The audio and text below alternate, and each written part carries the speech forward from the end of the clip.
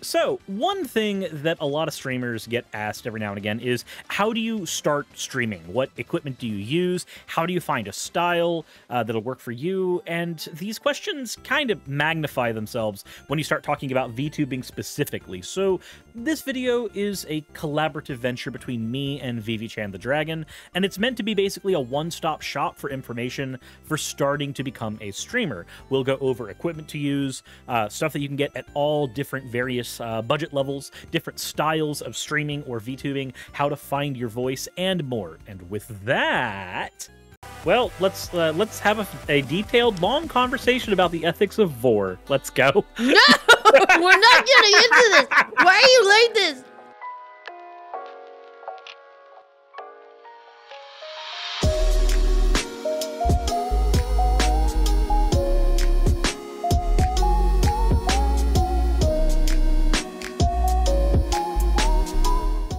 We're going to take it away from the first topic. First topic is going to be about style. What kind of streamer will you be?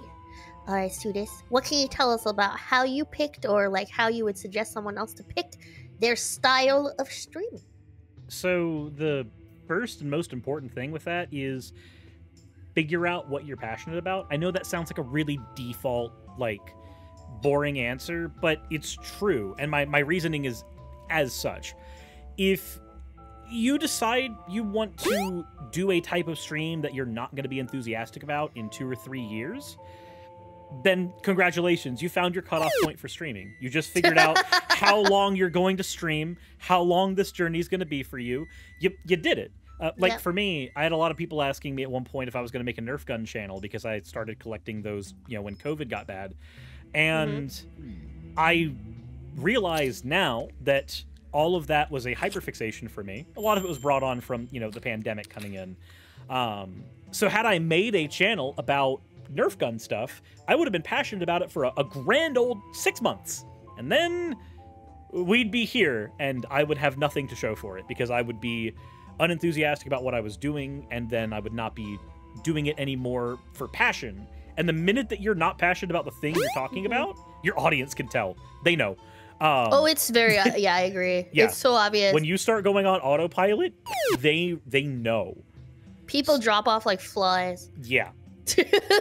So, like, for me, I know that philosophy was something that I was really passionate about, and that was something that could branch out into multiple things. For me, it branched out into talking about politics, religion, ethics, and that's even spilled out into video game discussions where I'd be like, oh shit, I am enthusiastic about philosophy. I made a video about the pragmatic philosophy of Darth Bane from the Star Wars books, and then like did a video on egoism as it related to not Darth Sidious, Darth Plagueis. So like that passion bled into other things and allowed me to do other topics. But that first one that I had been interested in for years needed to be there first. So think about the thing you are most interested in. Could you see yourself talking about that for the next 4 or 5 years? Let's say it's building computers. Could you talk about new computer hardware for the next 5 years? Would that be something that you care about? If so, congratulations. You've figured out a thing you can stream about, a thing you can make content on. That is...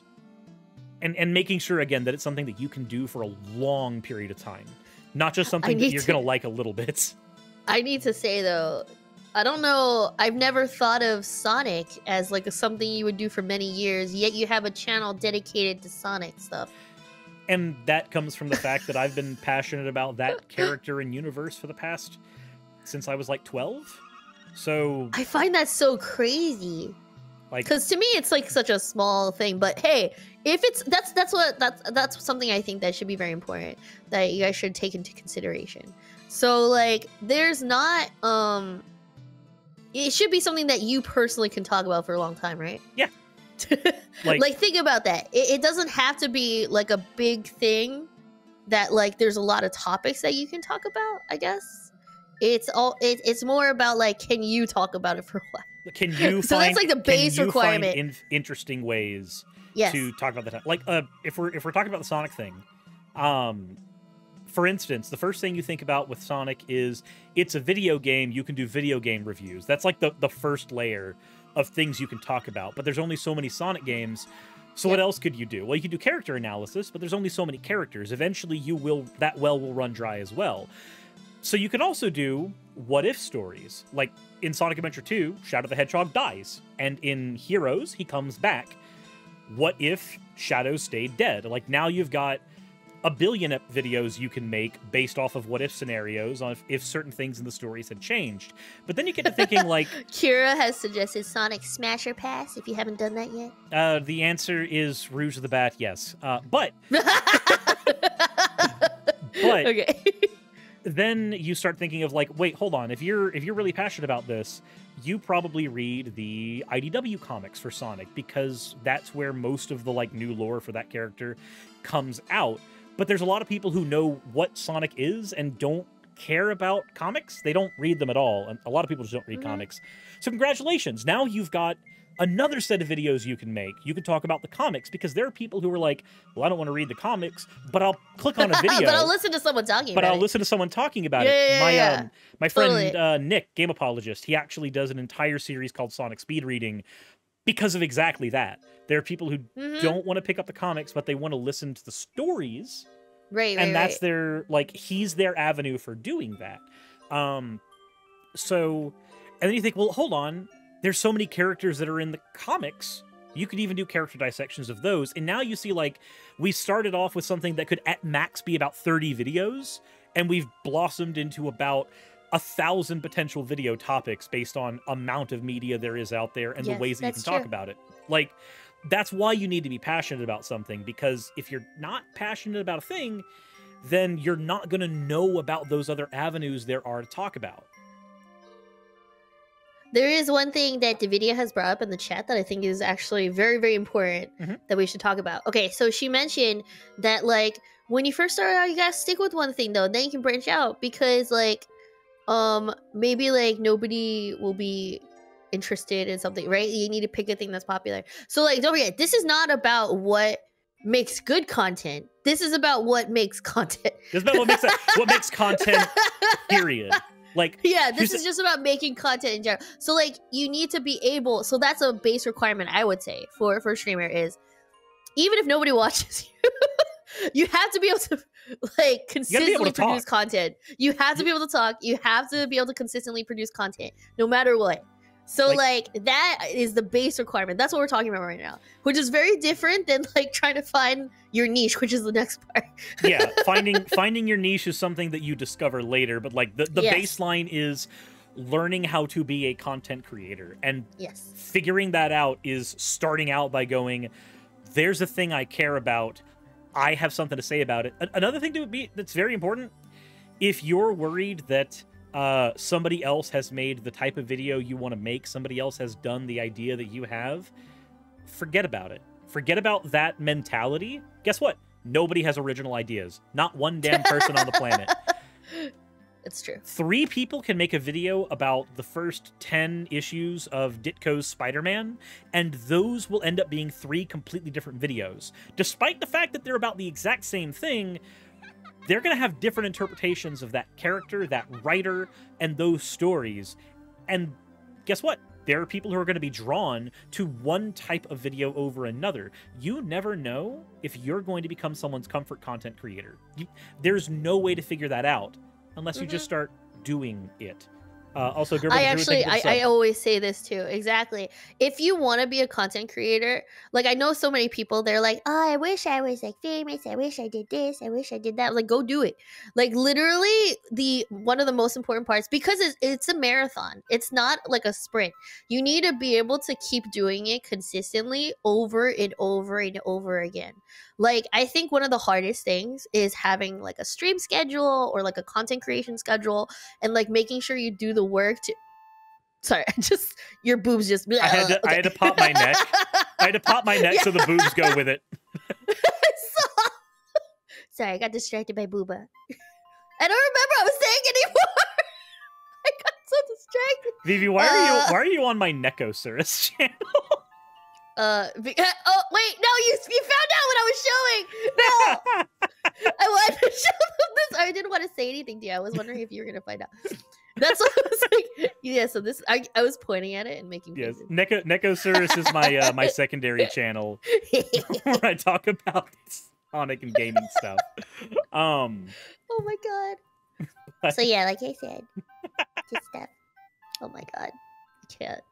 This is it's like it's a good thing to stream with you, but also bad for these things. I get so distracted. Talking about I feel like it's so easy for us to get off these topic. things. No, no, no! That's not what I meant! No! No, guys! This student is exposing himself to me! I can't do this! I can't work in You this can't work in this environment. unprofessional environment. Oh god.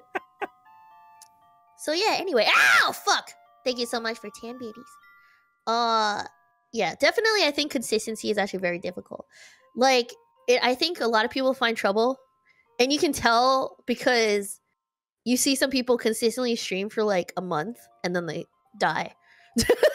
Yeah. Because I've known a lot of people who like, you know, tried streaming and stuff, Linux, right? thank you for And a lot of people do it like very casually. And it turns into like they stream, like they're really passionate about it for like a month. And then they like fall off the face of the earth. And they like maybe stream once every like 2 months or something after that. Yeah, we call that. It's actually very hard to keep up. Hyperfixation.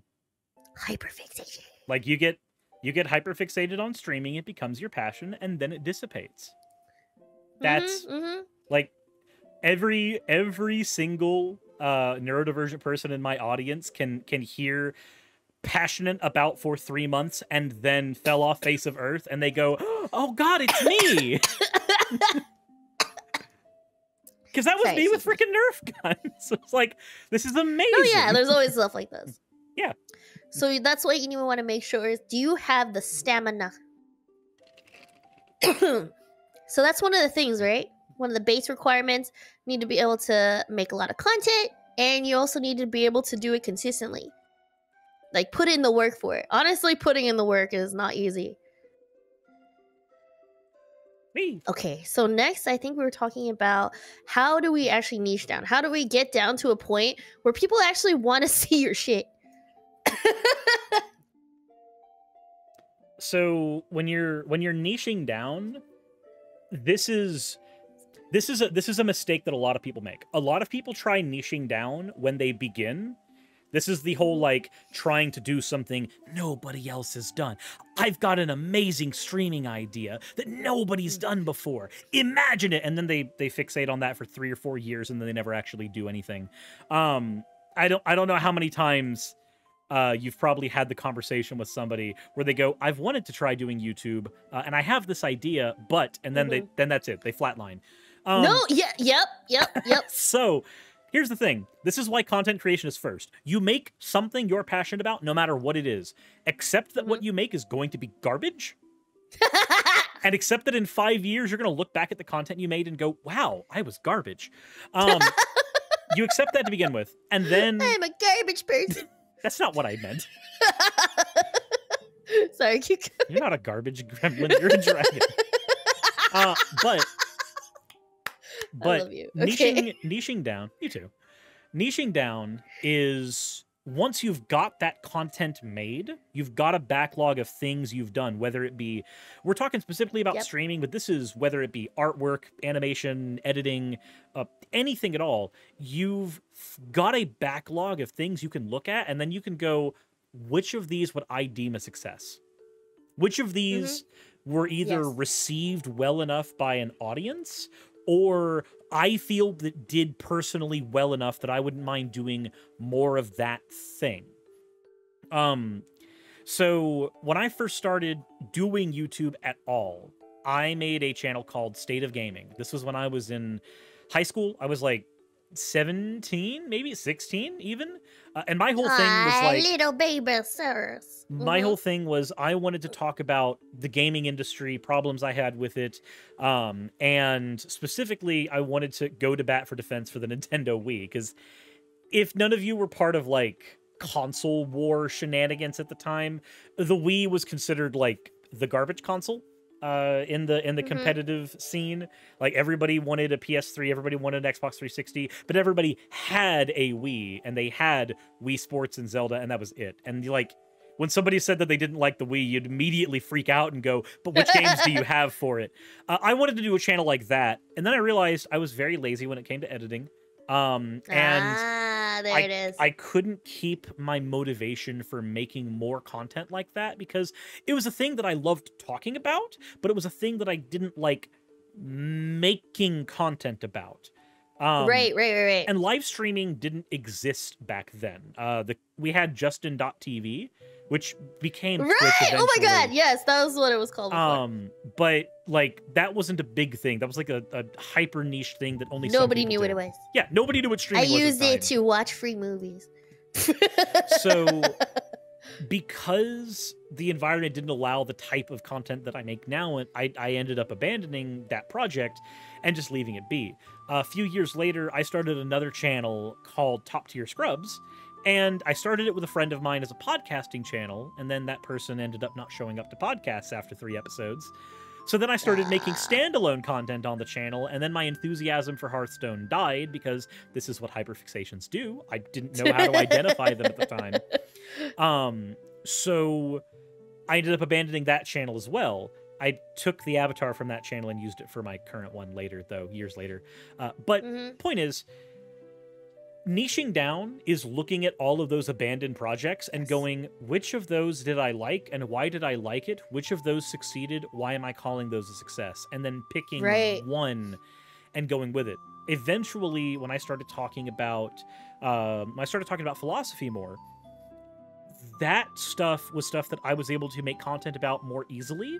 And it was something that there was always more to talk about. I mean, if you've ever sat down and read even a single page from the Stanford Encyclopedia of Philosophy, it's a headache, and B, it takes you forever because the language is dry and boring. But but you can make it all fun. But because it's dry and boring, there are people who don't want to read 12-page dissertation.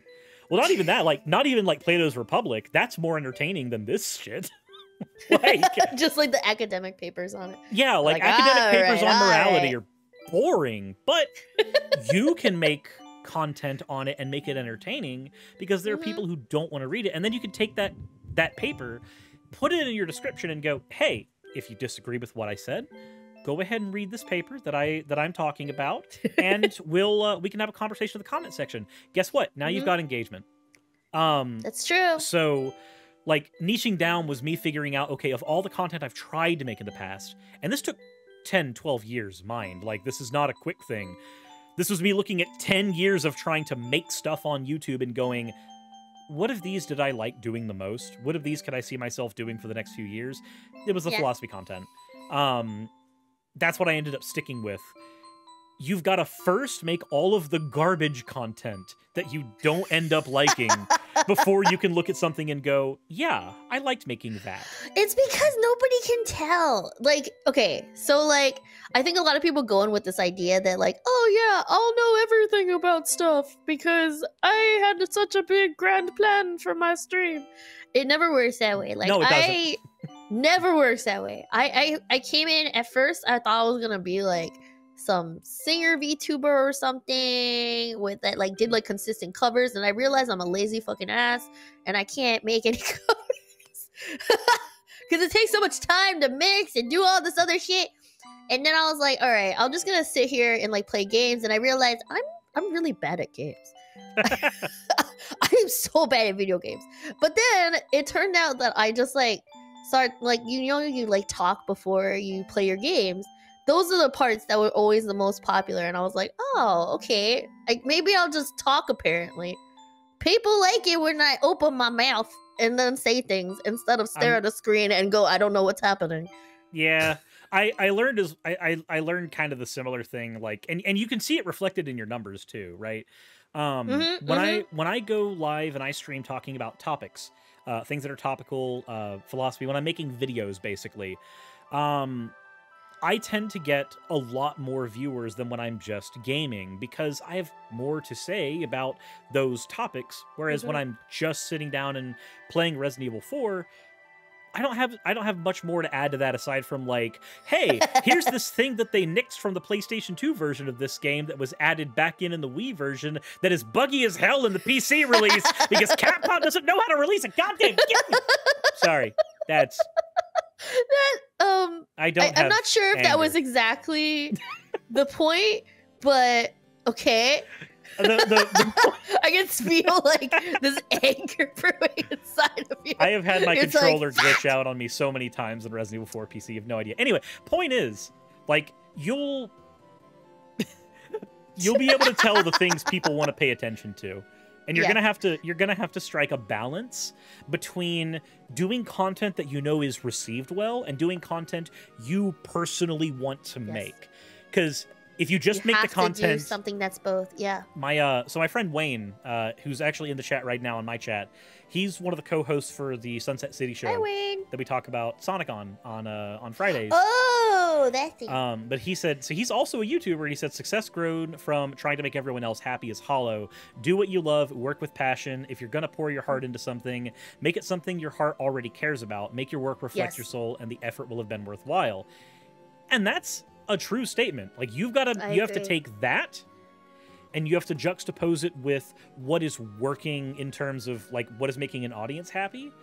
Find your middle ground between those, but if you have to choose between making yourself happy or your audience happy, always choose you. Like, people will be otherwise you build resentment and then you die and then the stream is bad. It's a bad circle. And then you die. You literally die. But like, you'll as you're niching down, don't fall into the trap of going, this was really successful, I'm gonna do this again for the rest of my life, and then 3 years later you go, I hate every decision I've made that's led me here. Like, with my content, I may get to those points with my mental health sometimes where I'm like, this shit's really taxing to talk about. I can't turn on that stream again today.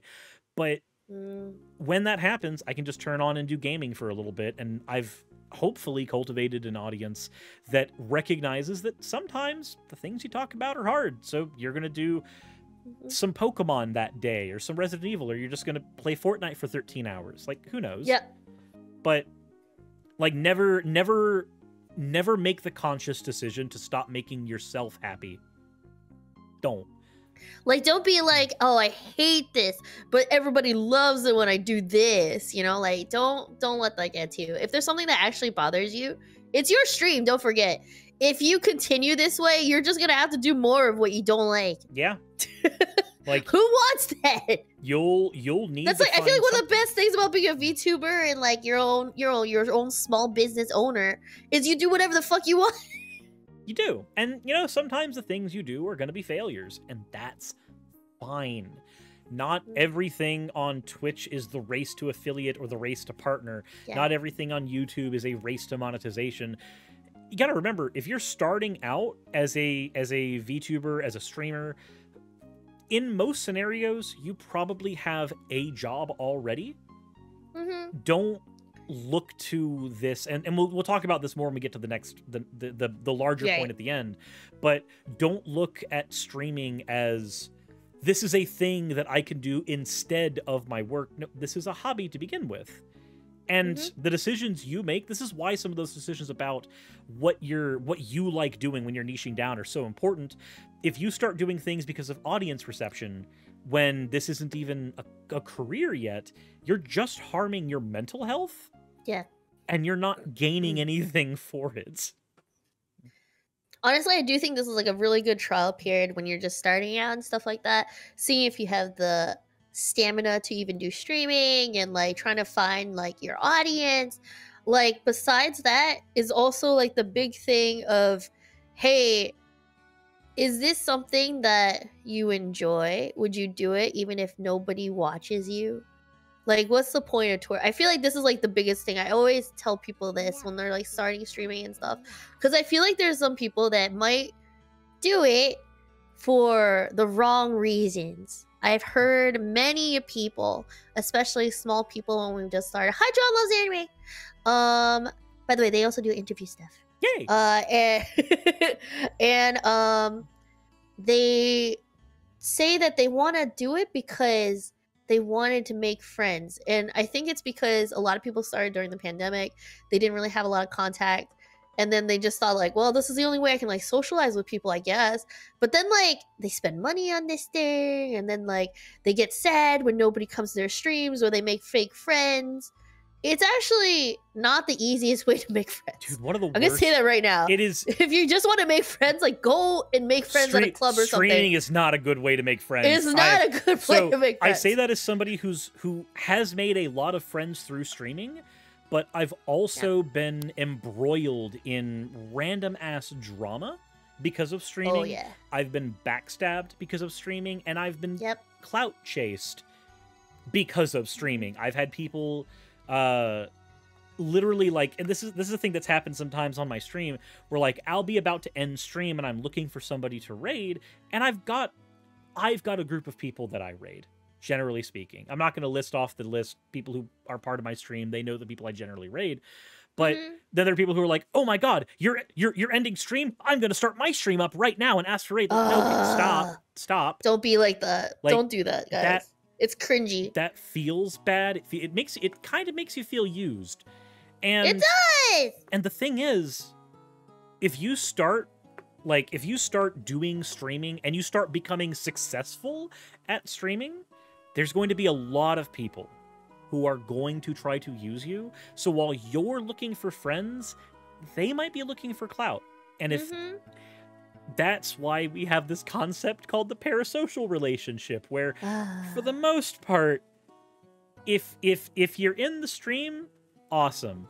Glad you're there. But don't try to be best friends with the streamer. And if you're the streamer, don't try to be best friends with everybody as well. You don't know everyone's intentions. You don't know where things can lead. It's actually quite scary. Don't do it. It can be. Like it can be really scary. I've gotten death threats in emails. I've had videos made of me where people have taken pictures of my face and put it on a target practice dummy and fired at it repeatedly with their child watching. Oh my god! Like, Dude, that's fucked. You will find yourself embroiled in so much shit if you go into here just to socialize. Don't. There's lots of avenues to just make friends. There's MMOs that exist. There's tons of online games. There's little, like, do something more casual than like streaming and chasing clout shit. Don't do that. Don't sleep, like Soccer in my chat said, don't sleep with / sext and give IRL data to viewers. Yeah, no, I've had the experience of having like somebody asking about me in like the local card shops that I play at, and it's a very uncomfortable feeling. So like don't go into this trying to find friends. You may find friends through doing it, but that is circumstantial. That is not the goal. Exactly.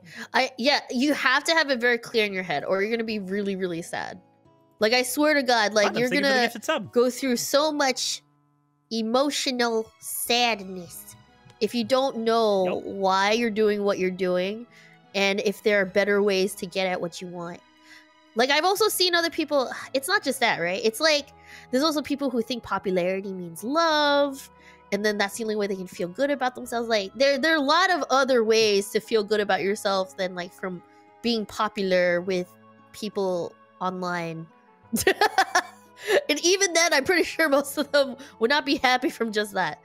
Like, parasocial works both ways, right? You can't, like, substitute all, like, true relationship feelings and love and friendship. Like, you can't replace all that with just, like, your parasocial relationships. Parasocial relationships are okay if, like, you have it in moderation, right?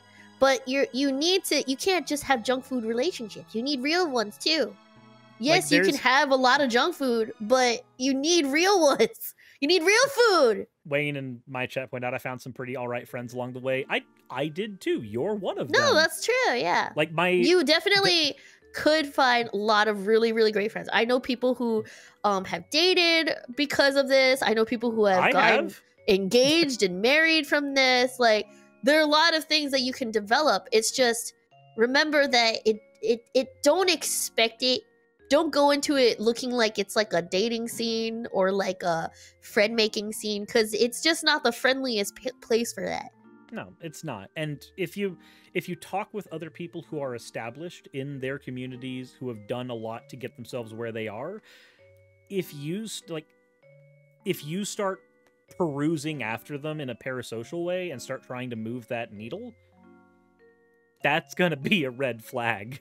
So, and that doesn't just work if you're a viewer and they're a streamer. If you're a smaller streamer chasing after that larger streamer, or even the other way around, if you're a larger streamer that seems like they're trying to poach a smaller streamer, it works all of those ways. Like, you've got to tread. It's harmful all the ways. You have to tread very, very carefully. Like, me and be Vivi, clear about intentions. We talked mostly via email in the beginning. And it was very business in the beginning. Or like me and... I forgot about that. I submitted like this formal, like, I watched your stream. I thought it was very interesting. It was very thought-provoking. I would love to do a collab with you, please. Here is my information. This is one of my linkies. This is another one. Here's a third one. If you want to check a third one, please respond. Thank you. So, like, it is... Look at it as a hobby and a business first, not as a social plaza to make friends, because you don't know the types of people you are going to interact with. But I think that's gotten us tangentially off of niching down just a little bit. All right, I think we went to the like a side note of like mental health things to think about. Mental health considerations. I'm adding it to the outline. Okay. All right, after this, let's talk about some things that are more practical. Okay, money is very, very important with these kinds of things, because you can very easily spend a shit ton of money on something that's not worth it, especially with things related to streaming and VTubing. Especially, I think VTubing can be super, super, super expensive, and it's important to figure out where you want to go with it and how much you can spend on stuff.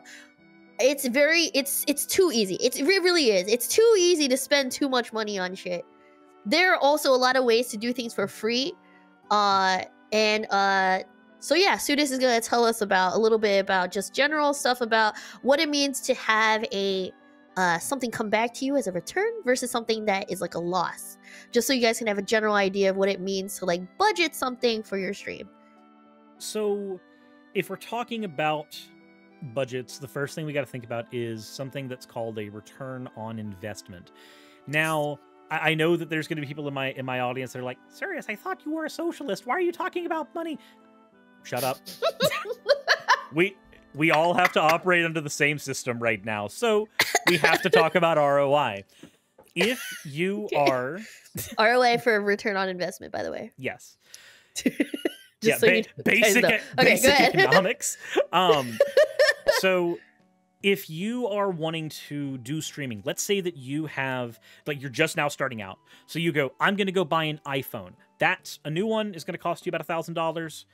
We have a link for used and refurbished ones that we'll have showing later. But let's say you go and you try to get a new one, and you're like, okay, now I'm going to buy a model. I'm going to get the best model I can. Some Live 2D models can run you $2,000. So you spend $2,000 on that incredibly robust Live 2D model, and then you go, okay, now I need all of the best scene transitions for everything. So then you go to you go and find the best scene transitions you can. You get them custom made for your character and your aesthetic.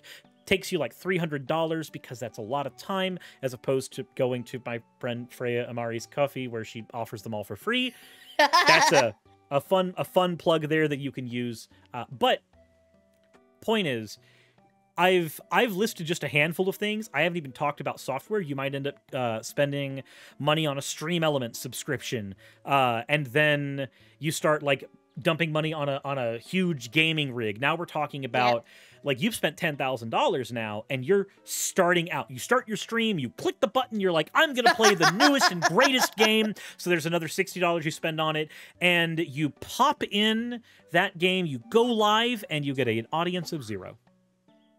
Yeah, now what? And then next week you have an audience of 0. A month later, your audience is still 0. And here's where you've realized there's a problem. You're walking into a very saturated environment. Twitch, everybody can stream. Anyone can be a streamer. That's the beauty and also the curse of something like Twitch. Captain Unitas, thank you for the follow.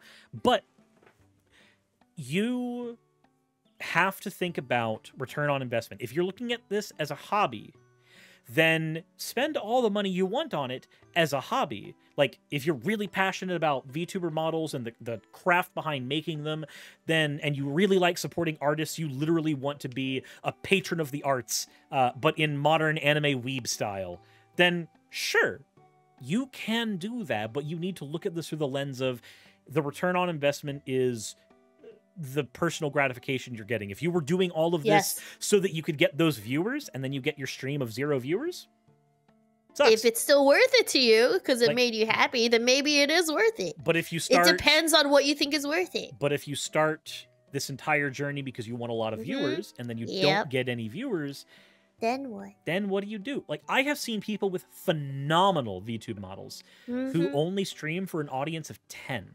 And I've seen people with I've seen people who are PNG tubers, literally like a tiny gremlinized drawing of an idea of a person.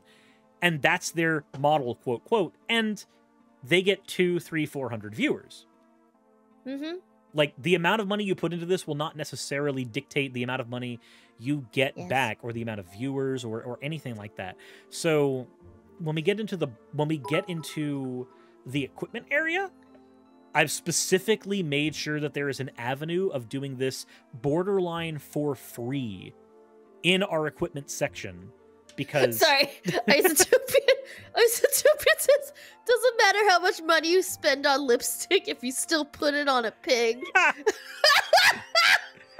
Captain, thank you very much for the 10 bits. Oh my god. So what do you mean that's why I threw out all my lipstick? Go away! Oh my god, you are the sorry, keep going. Look. You don't need lipstick. You're probably cute anyway. But I say this knowing that there's too much gremlin energy over there. I lied. I don't know what you're talking about. Only very say-so dragon here. Only very say-so dragon. Clearly.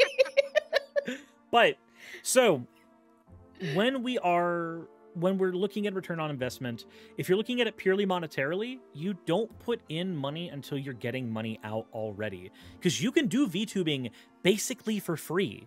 Like, you can do PNG tubing, and that can be as free as how much it costs you to buy a pencil and a pen and the camera you have on your phone. Like, that's all you need to do PNG tubing. And honestly, the barrier to streaming is very low. It is. Like it is super low. You can get on there today with no panels, nothing. Ow, fuck! Oh, I didn't say anything wrong. You know I'm right. Why are you hitting me? But yeah, you can start streaming for little to no money. So don't go into it. If you're looking at streaming as a thing you want to do as a career at some point, then you need to start looking at it as a business. And a business does not throw a bunch of money at something with no guarantee that they're going to get a return on that investment. So you need to do the same thing. If you're getting 3 viewers per stream and those viewers are giving you 10 bits here and there and maybe a sub once or twice, then guess what? Those 3 are probably the most important people in the entire world, and they have chosen greatly by picking you. But that's not enough to do this as a job. And if you start spending, like, you earn $5 a stream, maybe, and you start spending $100 on a model, and, like, I'm sorry. The numbers don't work, baby. The numbers are not in your favor at that point. You need to spend from what you make, not spend money to make. Like the constant refrain we hear. Yes, exactly. The constant refrain we've heard like for years is you have to spend money to make money. It's so not true. It's not true when it comes to VTubing, because when it comes to VTubing, equipment that you already have lying around, like if you've got an old laptop, guess what? You can use that for streaming. You can turn on a Discord call, set up a React image on Discord Reactive so that you can have a PNG model, and then you can play a game like RuneScape that does not eat a lot of resources. And guess what? Now you're streaming. It can be on an old junker, but now you're streaming. You're doing it. I think this comes from a place of also you need to figure out how much money you have. I know too many people that start doing this stuff and like they don't even know how much they can spend on things. Yeah, this is what the budgeting part. You need to know how much money you have. Like, be like, hey, I need to set aside how much money. How will I get that money? Don't just randomly go like, all right, I think 1,000 is fine. Like, don't just pick something. Like, figure it out. Look at your fucking bank accounts, okay? Go and download Open Office. Use its equivalent of Microsoft Excel, because it's free, and we're here about making things as free as possible. Yep. Put in the amount of money that you make in a month. Put in all of your monthly expenses, and whatever number is left over, you still have to buy food, motherfucker. Don't forget that. don't forget about the food. And if you've only got $5 after that, guess what? You're not saving that amount of money to slowly build up a model. That's not realistic. Which is why later we will talk about ways to do this for free so that you don't have to make that decision. Stop spending money you don't have. Oh my god. I do see this a lot though. I've seen people who ask for donations for their model and then also don't have for food, and then they use it for like model stuff or something. Yeah. You see that, right? Like where they're this is a reason why and my chat can attest to this. When I've done like subathons for various bills that needed to get paid, I'll show as much of the bill as I can on screen and just be like, hey guys, the bill was paid, and then throw it back off as just like your money went to where it was supposed to, and now we are done. Like, I'm gonna take pictures of the washer and dryer we get whenever we are able to finally go and get them, to be like, hey, subathon money went to this. This is what you guys did for us. Thank you. Yeah. Yeah, I was thinking exactly that. I remember because you were telling me how you're like doing it for different bills and stuff. So I also thought about for my subathon, I was like, all right, this is specifically, I'm setting it aside for my next model. It's gonna be a big business expense, and this would really help out. And I was like, okay, I'm gonna do it for a very specific thing, and everybody will be able to see it when it's done. Yeah, like be on like once you have an audience, be honest about where your money is gonna go. Like my audience don't be that meanie. Yeah. Like my audience knows that money that comes to me is gonna go straight to Magic the Gathering.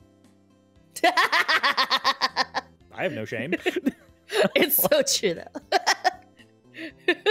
I feel like a lot of times when I talk to you when you're like on quote unquote vacation, is you probably playing Magic the Gathering somewhere. Look. I'm not saying not even denying it. Look at that. I'm not saying that we're going to have well, actually I am saying this. We're going to have community Magic days on my stream. And you have an invite to come at any point. That's very lovely.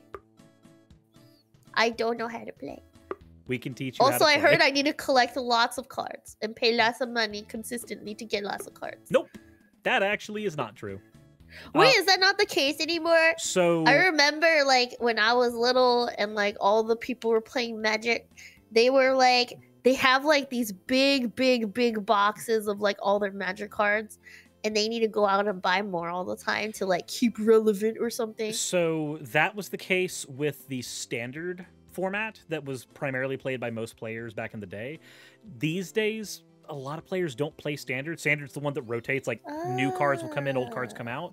Now most players play Commander, and Commander, you can use cards from any point in the game's any point in the game's history. All you have to do is know what cards are good, and instead of buying a bunch of booster packs, you come onto my stream and you tell me, hey, my budget is $30. That's all I have. And I go, cool, we will build you a competitive deck for $30. Okay. That's a thing we've been doing on my streams as well, because one of my things I've been wanting to do is like, hey, if we're gonna do this community night, there's gonna be people coming here with like really strong decks. If you buy a pre-constructed deck from Walmart, that might not be enough. So I'm like, hey, we'll build decks cheaper than the decks at Walmart, and we'll build them and make them good. Hey! Nice. See, this is what I'm talking about. You got to think about your budget. You got to be smart with your money so that you don't waste it, right? Like, you know, money is precious nowadays. I feel like we all keep having less and less every day. Literally. Stoff in my chat was like, Cirrus upgraded his Zephyrus deck for me. True. I recommended one person in my chat, Stoffles, pick up a pre-constructed deck that I was like, there's a bunch of cards in that deck that are crap. They need to be upgraded. I was like, what's your budget? And Stoff was like, $15. And I'm like, awesome. We can make that deck really powerful for $15. And I know that, Nice. like, if you've played a lot of card games before, that sounds ludicrous, but that's not really ludicrous for Magic. You can spend $20 on a single land, or you can spend $15 on a whole deck. Take your pick. That's actually quite nice. I didn't know this about Magic. Yeah, it's as expensive as you want it to be. Which is the Have a same good way night, it is with Raven. VTubing. Yes, exactly. All right, so can you give us just like a very, very rough outline of how you would calculate a return and loss? Like, we know the general idea of like return and what a loss is, as in like, hey, we spent money, and what we get back is our return, and what we didn't get back is our loss, right?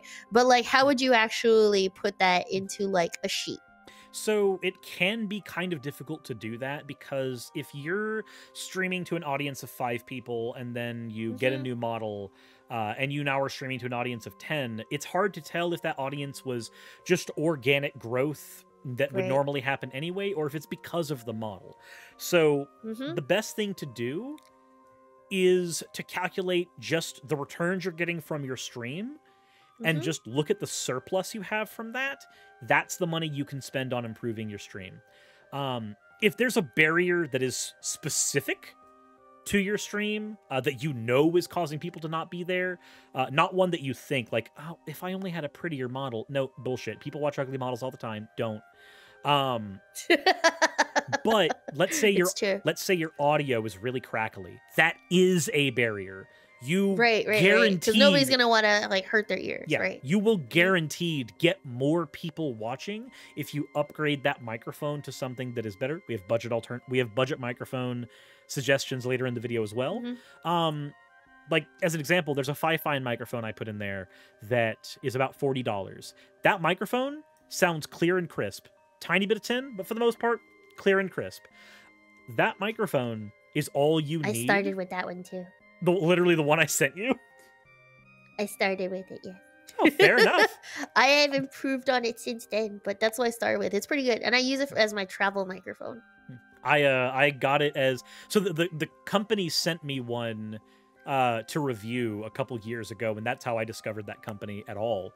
Was I tested out the microphone by using it for a video, and it was like a $30 microphone that was doing it was performing as good as my Blue Yeti did. And I was like, oh, that's amazing. Yeah, screw the Blue Yeti. Sorry. Sorry. I just feel like the Yetis are so... They're very because that's what I overrated. got in the... yeah, exactly. They're super overrated. That's what I got before that. But it was before I was streaming. Yeah. And then I realized from like live stream, you can tell, like for sure, like FIFA is just... It's just... Like there's no reason to get the Yeti at that point. Anyway. Like I do have the I'm gonna Yeti. stop shitting on Yeti now. I do have the Yeti listed as a mic to start out with for streaming, because it is a simple mic to understand. Yes, it is an easy mic. Good at doing what it's doing, but guess what? Even Yeti offers a cheaper alternative to the Yeti. They offer, yes, exactly. They sell the Snowball, and the Snowball's like only microscopically different. Smacker says, "Where's the list?" I will. I'm gonna be compiling this so that you guys have a document after the stream. It's gonna be posted along with the YouTube video, and I'm gonna also post it afterwards, like on Twitter and stuff. Yep. So we have a list of different equipment. It's just gonna be a little bit much, I think, if we like put it in the chat or something.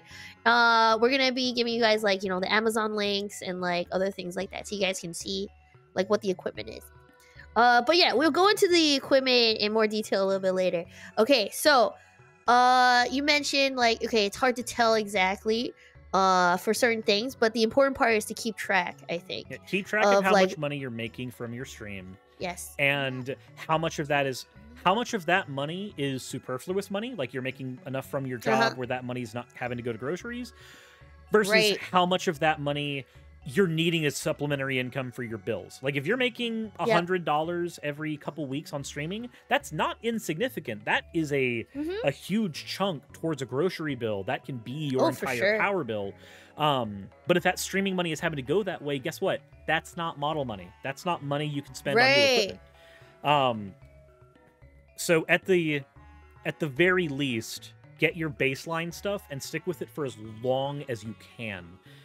You can't really calculate how much a model is going to add to your stream in terms of the money you're going to get back from it. And because that's a thing you can't really calculate, don't try to spend money on a model trying to get a return on investment from the model itself. That was a gargle. What? I don't know what you're talking about. Uh-huh. Okay, so about the losses then. So this is, I think, the thing that more people don't know how to tell, because this is not as easy to know, like, when you're overspending. It's not just about, like, because, like, you have your starting amount, right? Yep. I think there needs to be, like, a set, like, you need to have an idea of, like, where your limit is. Don't just be like, $5 more, $100 more. That is a quick way to nickel and dime yourself out of money. Keep track. Again, I suggested grabbing OpenOffice and grabbing the Excel spreadsheet from there. Keep track of how much you're spending on stream stuff. You may find that you've spent far more than you thought. Like, I know that I'm guilty of this. Like my VTuber Pappy the Lich opened up his commissions recently, and I was like, I just immediately popped in and I was like, hey, I'm one of your commission slots. I don't care what I'm getting. I'm one of your commission slots. And like, that's a very impulsive thing. You can find yourself giving into impulse very easily. Keep track of your expenses. And I say this not just because it's for keeping track of your expenses so you don't overspend, but also if you start making a significant amount of money from streaming, I'm not giving tax advice. This is for legal reasons. I'm not giving tax advice. But if you start making an amount of money from streaming, it is taxable income, which means that your VTuber models and equipment that you spend on are taxable expenses. Keep documentation of that, because if you get audited, you're going to need to be able to go, I spent $50 on a Fifine mic for this. Like, that's important. Sorry, give me 1 second. Smacko says, damn, the Fifine is $80 here. Well, then see what the Snowball is. No, there's definitely cheaper ones. Like the USB one. Sorry, anyway. Yeah, there's other there's varying degrees of it, and the cheapest FIFA one is still pretty good. But anyway, that's not the point of this. So yeah, about the taxes. Sorry, my thingy cut off for like just a second, so I just came back onto the onto the Discord. But I believe you were saying that like you want to keep track not just for yourself, but also for legal reasons. You probably want to make sure that you're paying your taxes, because at a certain level, if you're getting anything back, you probably need to pay taxes on it. You need to pay taxes on anything that you get money from, basically. So and figure that shit out. it varies state by state. This is why I'm not giving specifics. Check on your state laws. Depending on where you live, the laws will be different. Figure out at what point you have to start paying taxes on things, and just keep an accurate record. There's a lot of actual, I don't know if you guys know this, but you can probably call a lot of the places that do taxes like for money, and they have free consultation for certain things already too. I seem so to you be can talk to very them. frozen on your stream. Yeah, this is what I was saying. I think there's something weird going on with my Discord. Give me 1 second. It's not happy. There we go. I think that's better. Okay. Yeah, my Discord like pooped itself. Oh, it all but died. it's back now. There we go. So yeah, just whenever you are budgeting, get a program that will allow you to show everything that you're spending on food, groceries, gas, power, electric. Make sure that you've got all that documented. Look at how much you've got extra.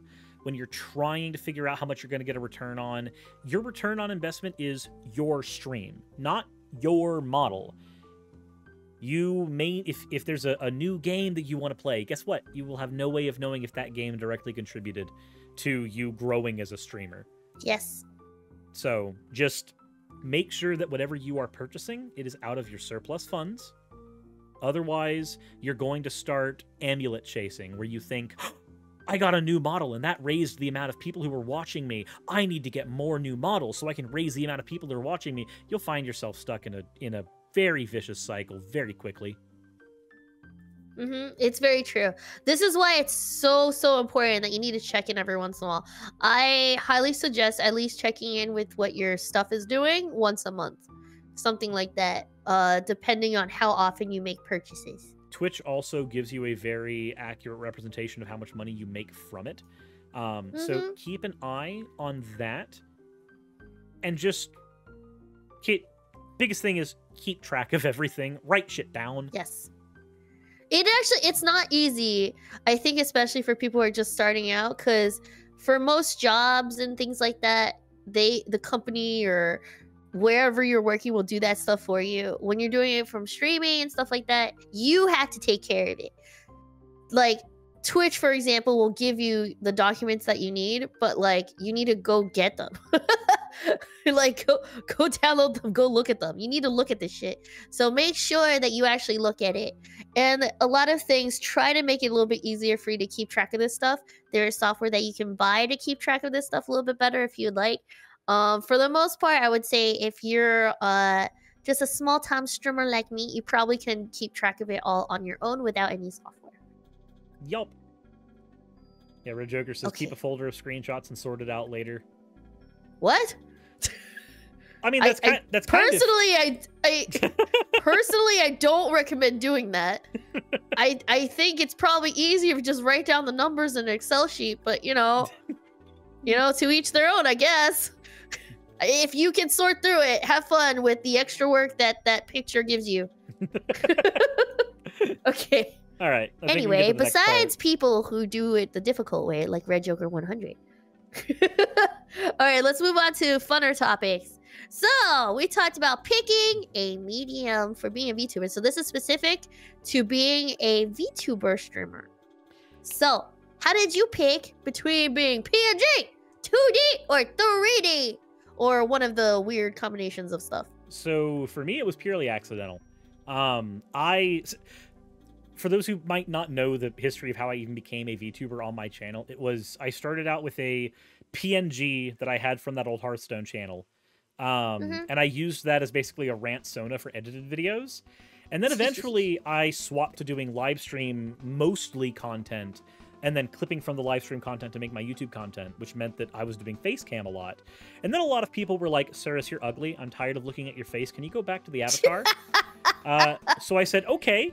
But I want my avatar to be animated, so we're gonna go into VTubing. And people had already gender bent me enough in fan art, so you literally used the fan art as reference to make the model. I sent the fan art to Remixin, and she was like, okay, I can work with this. So Nijikawa says you're not ugly. So basically, I found my way into this accidentally, but I know that there's plenty of people who have made the decision consciously, and the way you make that decision is going to come down a lot on budget. If you're trying to start out with Live 2D, guess what? That's more expensive. It's also harder to make your own model for it. That's why it's more expensive. You may not want to start out with Live 2D. You may want to start out with PNG, and then use that PNG as a character design for something later. Another cheap and sometimes free method of doing things is starting out 3D. I know it seems weird that like the 3D models would be cheaper, but the programs for making the 3D models have bases already built, usually. Yes. Vroid is what you usually would use for that. You'd build something in Vroid and then customize it to make it your own, and then you'd put it into a program called VSeeFace, which is also free. And there, congratulations, you have a 3D model. You spent no money on it. All you had to do was learn a skill. And that can be its own. You can even turn that skill into money later if you want. You could become a model maker. People pay for that. But oh no, Davidia is saying I highly disagree. I'm gonna assume that she thought that 2D was easier. I'm gonna comment on this by saying that I'm pretty sure that Davidia is an artist and knows how to draw. So things might be easier for you and cheaper for you to do it yourself as an artist. But the vast majority of us can't hold a pencil and draw things that look nice. Like if you've already got a skill for art, then it might be easier for you to. It could be easier for you to do like just learn doing parameters on Live 2D.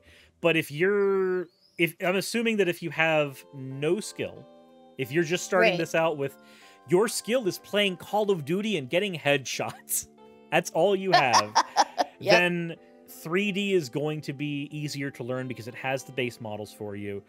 Especially if you're doing it via Vroid specifically. If you're doing this via Blender and Unity, then have fun. I do not know how Monica does the magic that she does. I don't understand it. I just merely respect it. So I think that was a good overview of, like, in terms of expenses, how you could choose between PNG, 2D, and 3D. Another thing I want to get into is also just the capabilities of each thing. And I think when I went into it, I had no idea, like, in terms of capabilities, what was different. So PNG, of course, you're limited as a picture. So most of the time you have a few different expressions, maybe, if you have a very nice PNG setup, so that it can show a few different expressions when you're talking. But it's going to be mostly a bouncing picture. Yep. So the picture will bounce and it could change when you open your mouth maybe, or when you have a certain expression. And depending on how sophisticated your PNG software is, you can have a few different expressions. Now with 2D, everything that you do has to be a picture that someone has drawn. So you do have smooth movements, right? So like I can move around, but since I was never drawn a backside or a side, I cannot turn 360 degrees. It's true. I don't have a backside either. There's only an empty void back there. There's only this side. I only have front. So those are things that you want to think about. So 2D, it's easier for you to have custom art that is to your very specific style, because it's just from a picture and someone else will come in and then make the movements for it. But they can't make movements for stuff that they can't see. So it has to be a picture that has been drawn. So in that kind of way, most of the time 2D is limited to just front view and some limited actions, because you might not have the pictures appropriate for it. So for example, I don't have hand tracking or arm tracking because they require additional art to be made that the rigger would need to incorporate into a 2D model. Yep. On the other hand, 3D, it's harder to get a customized look, because what they do is they have like a default model usually that they work with, and then they chip away at it. Yeah, like Vroids. Then they chip away at it, or they augment different parts of it to make different shapes. But the rigging and everything is similar. So because of that, there's pre-made software, things that already know how a body will generally move. So because of this, you have more flexibility in how you move. So if it's important for you as a streamer to be able to move your entire body or turn all the way around, 3D might be something that you want to consider instead. And it should be noted that a lot of that is going to be reflected in your price. Yes. For you to get a lot more functionality out of a Live 2D model, you're going to be spending a lot more money on that Live 2D so much model. More money. Think about that. You need an extra picture that's like separately hand-drawn. rigged. Yeah, hand-drawn and hand-rigged, by the way. So that's the other big cost of Live 2D. I feel like a lot of people spend a lot of money on their art and then don't spend a lot of time, like a lot of money on their rigging, and it shows. They have this like super detailed model, and it's moving around like a puppet. Yeah, exactly. It's not gonna move naturally. You need, I would say, if you're gonna spend money on something for a VTuber model, like that's 2D, I would spend more on the rigging than you would the art. Because if you tilt your head and your eyes start bunching up, like it's gonna, that's not a good look. Your eyes start going cross-eyed when you turn more and more. So It doesn't look good. this one is a personal preference of mine. This is not necessarily gospel to agree or disagree with. I prefer getting my models rigged by the artist that makes them, because for me, when my artist is making a model, I know that they're going to draw the artwork with the intention of it being rigged, with the intention of it being able to do certain things. Right, exactly. And I know when I go back to my artist and I say, hey, I need an update, or I need a thing improved, or I need a new outfit, I like them being a one-stop shop. Even if even if their rigging skills are not so robust so as to give them the best rigging in the world, them knowing that, hey, I'm drawing this bit of lace knowing that it's going to be animated. I'm drawing this front part of a skirt knowing that it's going to flow.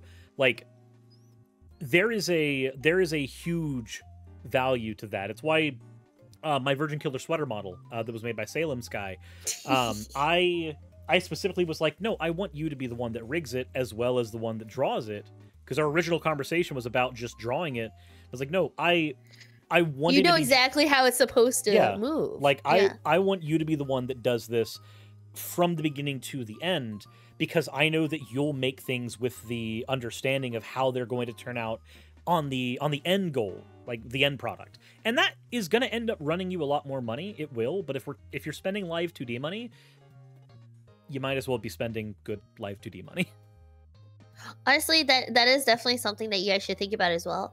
There will be a lot of artists that are really good at making a really nice picture, but if they have not a lot of experience with working with riggers, or they don't know how to rig themselves, etc., they could just not be splitting it up in a way that rigging can happen the way that you want it to look. And they have no idea that's the case because they've never rigged themselves. So make sure that you have someone that has has their model gone all the way to the end before. I think that's actually super, super important. I know lots of artists that have made the art for Live 2D, but have never had their models rigged. So they have no idea how it's supposed to look, or what layers they're supposed to cut. And it's definitely a learning process, because from my understanding, you need to cut it into way more layers than you think you need to. And what kind of layers to be cut into is also very different. When I was looking at my PSD from my mama, I have 2 different sclera things, and different expressions for eye closed, eye puff, or something like that I don't even know that was incorporated, but it has to do with the natural movement of my eyes. This is what I'm talking about. There's so many things that you don't even think about that are sclera as in the white part of the eye. Even that part needs to be it can't just be white background. It needs to be a separate piece of something there that they move around. So, and it has to be sometimes multiple layers of it, even though it's just white, right there. That's what I'm saying. There's so many things that you don't even think about. So it's best to get an artist, if you're doing Live 2D, that has worked specifically with a rigger before, and you see what the final product looks like. Yep. Or someone that does both. Yeah, I definitely agree with Sudis that having someone that does both is very, very, very useful, because they know exactly how their stuff is going to turn out. They know exactly what layers that they're making. And also, yeah, I think someone else was bringing up this good point. You know, the really scuff models that have really nice rigging actually look really nice. Oh yeah, no, they look super nice. I do have one model that is not only scuffed in the way it looks, but is also scuffed in rigging, and that was all intentional. Because there's a series that I do where I review a terrible movie called Anime Exposed. Actually, you know what? I will flip to that model real quick. Ooh, let's see. It's it was made by Pernia, who is an amazing artist that's done a lot of work for the channel. This was done as a piece of fan art and a joke functionally from them, and it's meant to look like the terrible series. I love it. It's meant to look like it. And oh my god, I love it. And it can do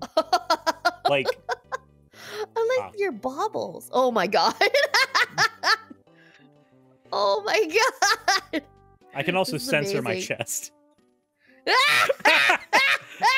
But like, This is what I'm talking about. this was Oh my god. this was submitted functionally as fan art from Pernia, but it is like when I cover Anime Exposed now, I swap to this model because it looks exactly like the scuffed shit they use, and that was all intentional. Oh my god, I love it. This is so perfect. Yeah. See, this is what I'm talking about. Like, it's. Oh my god! Look at the cutie! Ah. Hi, cutie. Now we are in slime mode.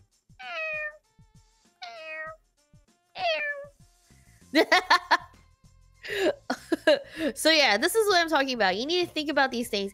And the other thing is, don't forget, because budgeting and other things like that, while you're learning about content creation, you don't have to do it all at once. Do it gradually and learn about things over time. This is why you don't want to start big. No, I actually made the mistake of starting big. no, definitely start.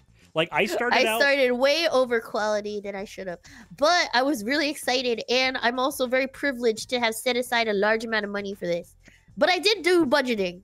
I budgeted specifically to know how much money I can spend without hurting myself.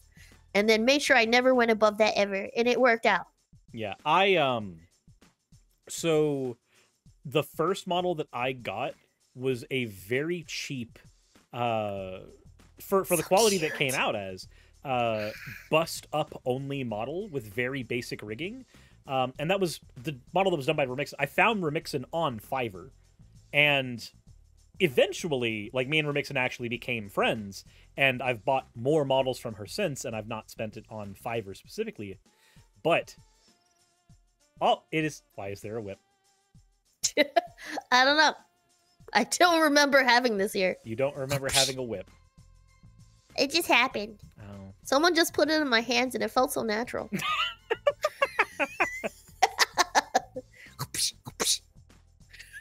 Jesus Christ. Ta-da! That's a good kitty. I have a little bundle of your tails right here. Nope. Nope.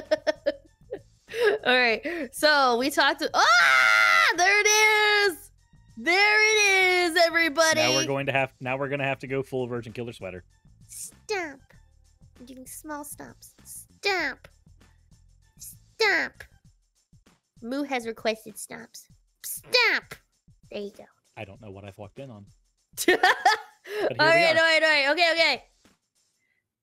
All right, let's see. We're like nearing the end of our time. Let's see. I'm gonna move some stuff around just to so that I think in terms of content it'll work full. Okay, so can we talk a little bit long versus short form streams? So there's a lot of different types of streams you can have. I think one of the biggest separations is whether or not you do like long-term kind of content versus like short-term content. So can you talk a little bit about those different forms? So if you're doing a let's play of a video game, that's probably going to be long form. Like you're probably going to sit down on that game for 5 hours and then you're going to stop. But if you don't have that kind of time, if you don't have the time to sit down and play through an entire game in a long session, you're going to be doing short form content. If you're making short form content, and by that I mean like short form streams, that's any stream that's like an hour or two, something like that. Whereas longer form is going to be anything that's 4 hours plus. You need to decide when you're going in which one you have the stamina for. If you have boundless energy, but you have it for only about an hour or two, guess what? You're doing an hour or two long stream, and then as soon as your energy runs out, you're raiding somebody else so that your audience is getting you at your best for as long as you can.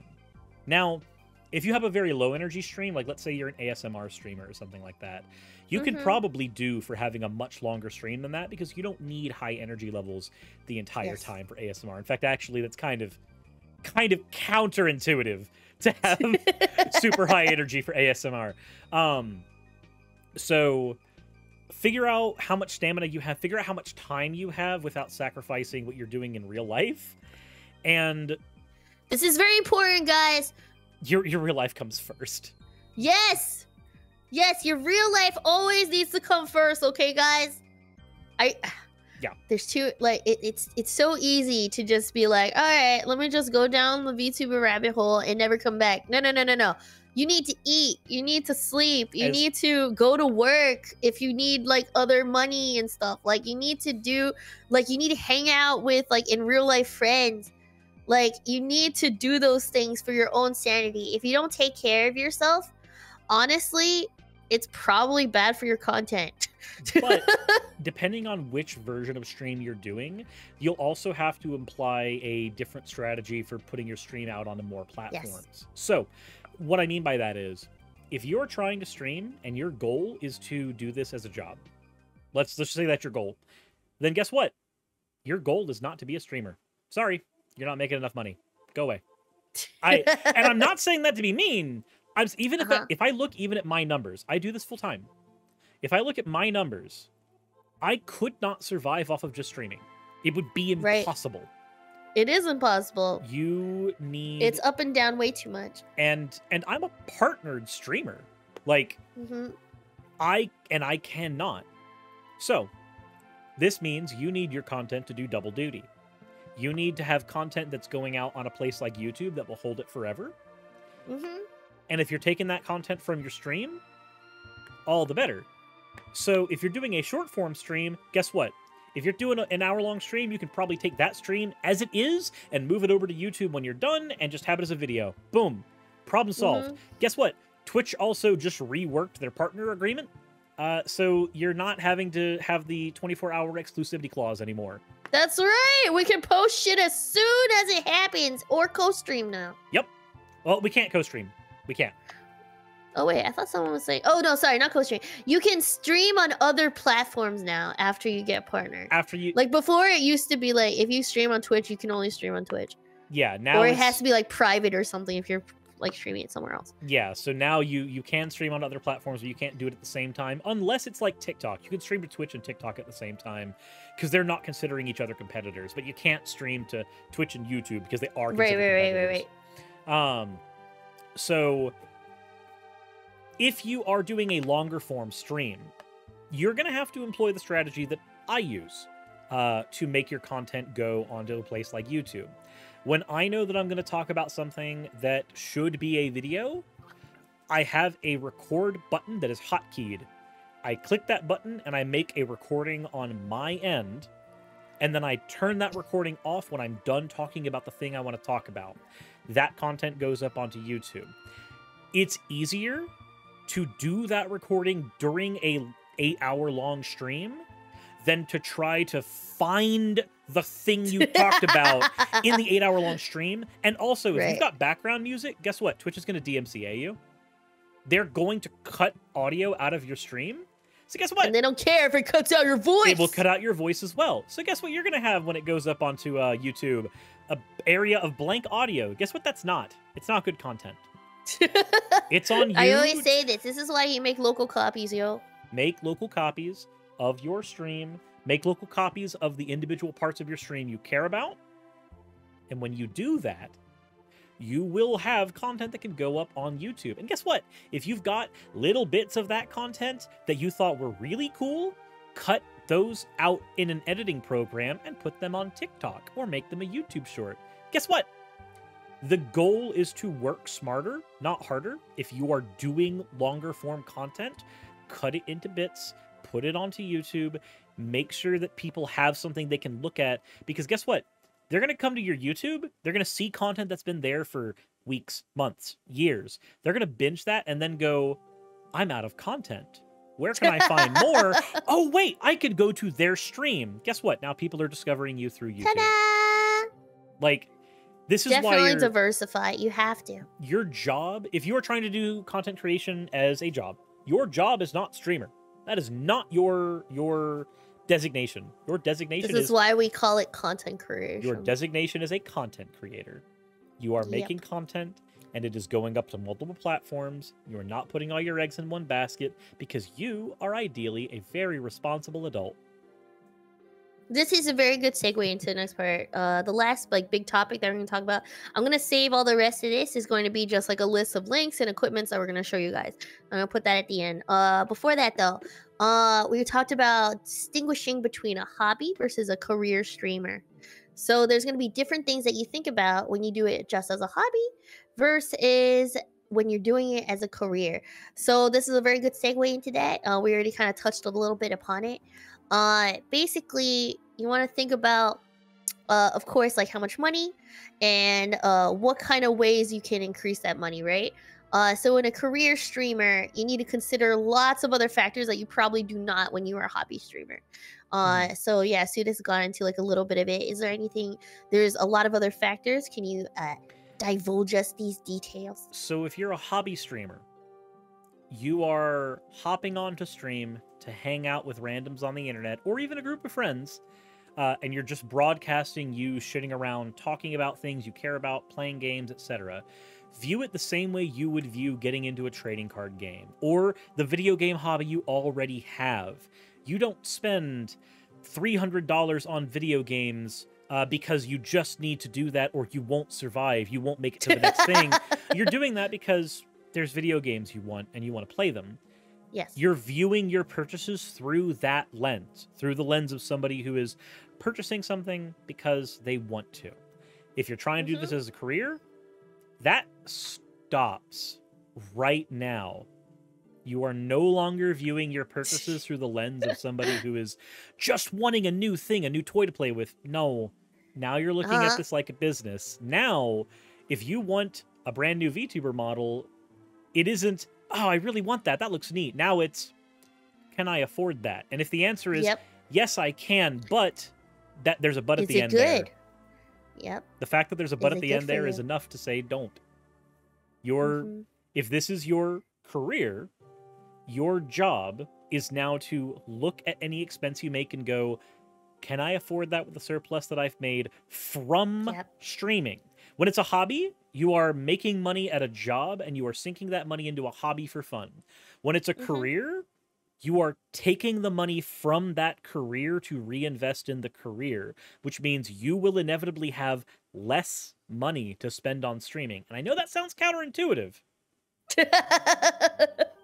But it's not untrue because you're looking at returns on investment. If you're looking at returns on investment, not just, do I want this thing for fun? Because guess what? If I want a $400 dual disc to take to a cosplay convention, then I'll probably get that for fun. If I can afford that one day, magically in the future. I'll do that because that's a thing that I want. But if I'm looking at a $400 VTuber model, guess what I'm going to have to figure out? How easy is it to work that model into the rotation of what I'm doing? Will I earn anything from that? What content can I make that this model enables that I couldn't do before? I'm having to consider all that shit. Because now you're looking at it through the lens of a business. Spend only what you can afford based on the money you earned from the stream. You want streaming to be a career and you've got 10 viewers who are watching you consistently? You have an amazing 10 viewers. Cherish them. But also understand, unless one of them happens to be a sugar daddy, you are not making enough money from those 10 viewers to afford a $2,000 VTuber model. Yeah. You've got a PNG model and it's working right now? Stick with it for as long as you can. Because it's not a hobby. It's a job at that point. You have to consider like how the expenses are going to affect you, right? And it's even more important, of course, if you ever get to a point where you've diversified correctly and it has become your main source of income. It becomes even more important. So I know Sudis has talked about it a little bit. I don't think people realize how volatile a lot of content creation money is. It is actually very, very, very volatile. It goes up and down all over the place. Viewership, I'm sure you've seen on Twitch, goes up and down all the time. And don't forget that viewership being up also doesn't always equal money going up. Which is like a huge thing, actually, that people I don't really consider very much. Having 1,000 viewers doesn't mean if 10 viewers earns you $5 a stream, having 1,000 viewers does not mean you're making $500 a stream. Most definitely. It depends on your viewers, depends on the kind of content, you know, like, and you also need to try to brainstorm ways like on your own how to increase like the money spent on your stream too. Like you need to think about like, okay, is it worth it to have the sponsorship? Yes, it's flattering to have a sponsorship, but does it help you? Does it do anything? Like, are you actually getting any income from it? Are Like you? those are all things that you want to consider. That's actually a thing. So very important thing to note. If you are being offered a sponsorship as a streamer and they say, hey, I can send you this sample of the thing, could you review it on your stream? Don't. Here's why. Companies, It's a lot of time sink. companies all the time will try to offer you something for free and say, will you review our thing? No. The answer is no. Your time is worth money. If somebody's offering you a sponsorship, go, I have an audience of 100 average viewers. What is that worth to you? That is, like, anytime I get a sponsorship email, I literally will go, I have 46,000 subscribers on YouTube. What is that worth to you? What is that number worth to you as a company? Not send me a not send me this cool black light that you think is the best awesome thing in the world and you can use it to tell the terrible stains that have happened on your mom's covers. Don't think, wow, I really could use that thing. Go, if you want to send me that thing so that I can review it, fine, but please also understand that this is my time. Right. What can you offer That's me? literally what they're trying to buy, right? They offer these things because it's easy for the for those of you who know. So like when these companies send out these things, their mindset isn't like, oh no, I'm parting with my product, I'm giving it to some worthy streamers. They're trying to feel like, oh, we have a lot of surplus crap, we can probably give it to a lot of different people, and it's like free advertisement. All we have to do is send it to them, and then they'll talk about it on their stream. So even if each person only has like 10 15 viewers, it's a lot of free advertisement for like people to see this stuff. And then in the end, because your commission rate is usually quite low, depending on like who you do sponsorships with, I think a lot of these affiliate things, basically anybody can sign up. You can literally go on any website and be like, hey, I want to be affiliate person for this, and it's basically you get like, what is it, like 5% maybe of like your of like whatever you sell under your coupon code or something. Yeah, sometimes it's not a lot. it can vary. Yeah, so like obviously if you like are more involved and you have a better deal, this is what I'm talking about. You need to think about like how it gives you a benefit as well, because your time is your money as a content creator. Yeah. So like here's another thing. Make friends. I know I said that like streaming is not a way to make friends, but this is a make business partner friends type of deal. Right. Networking.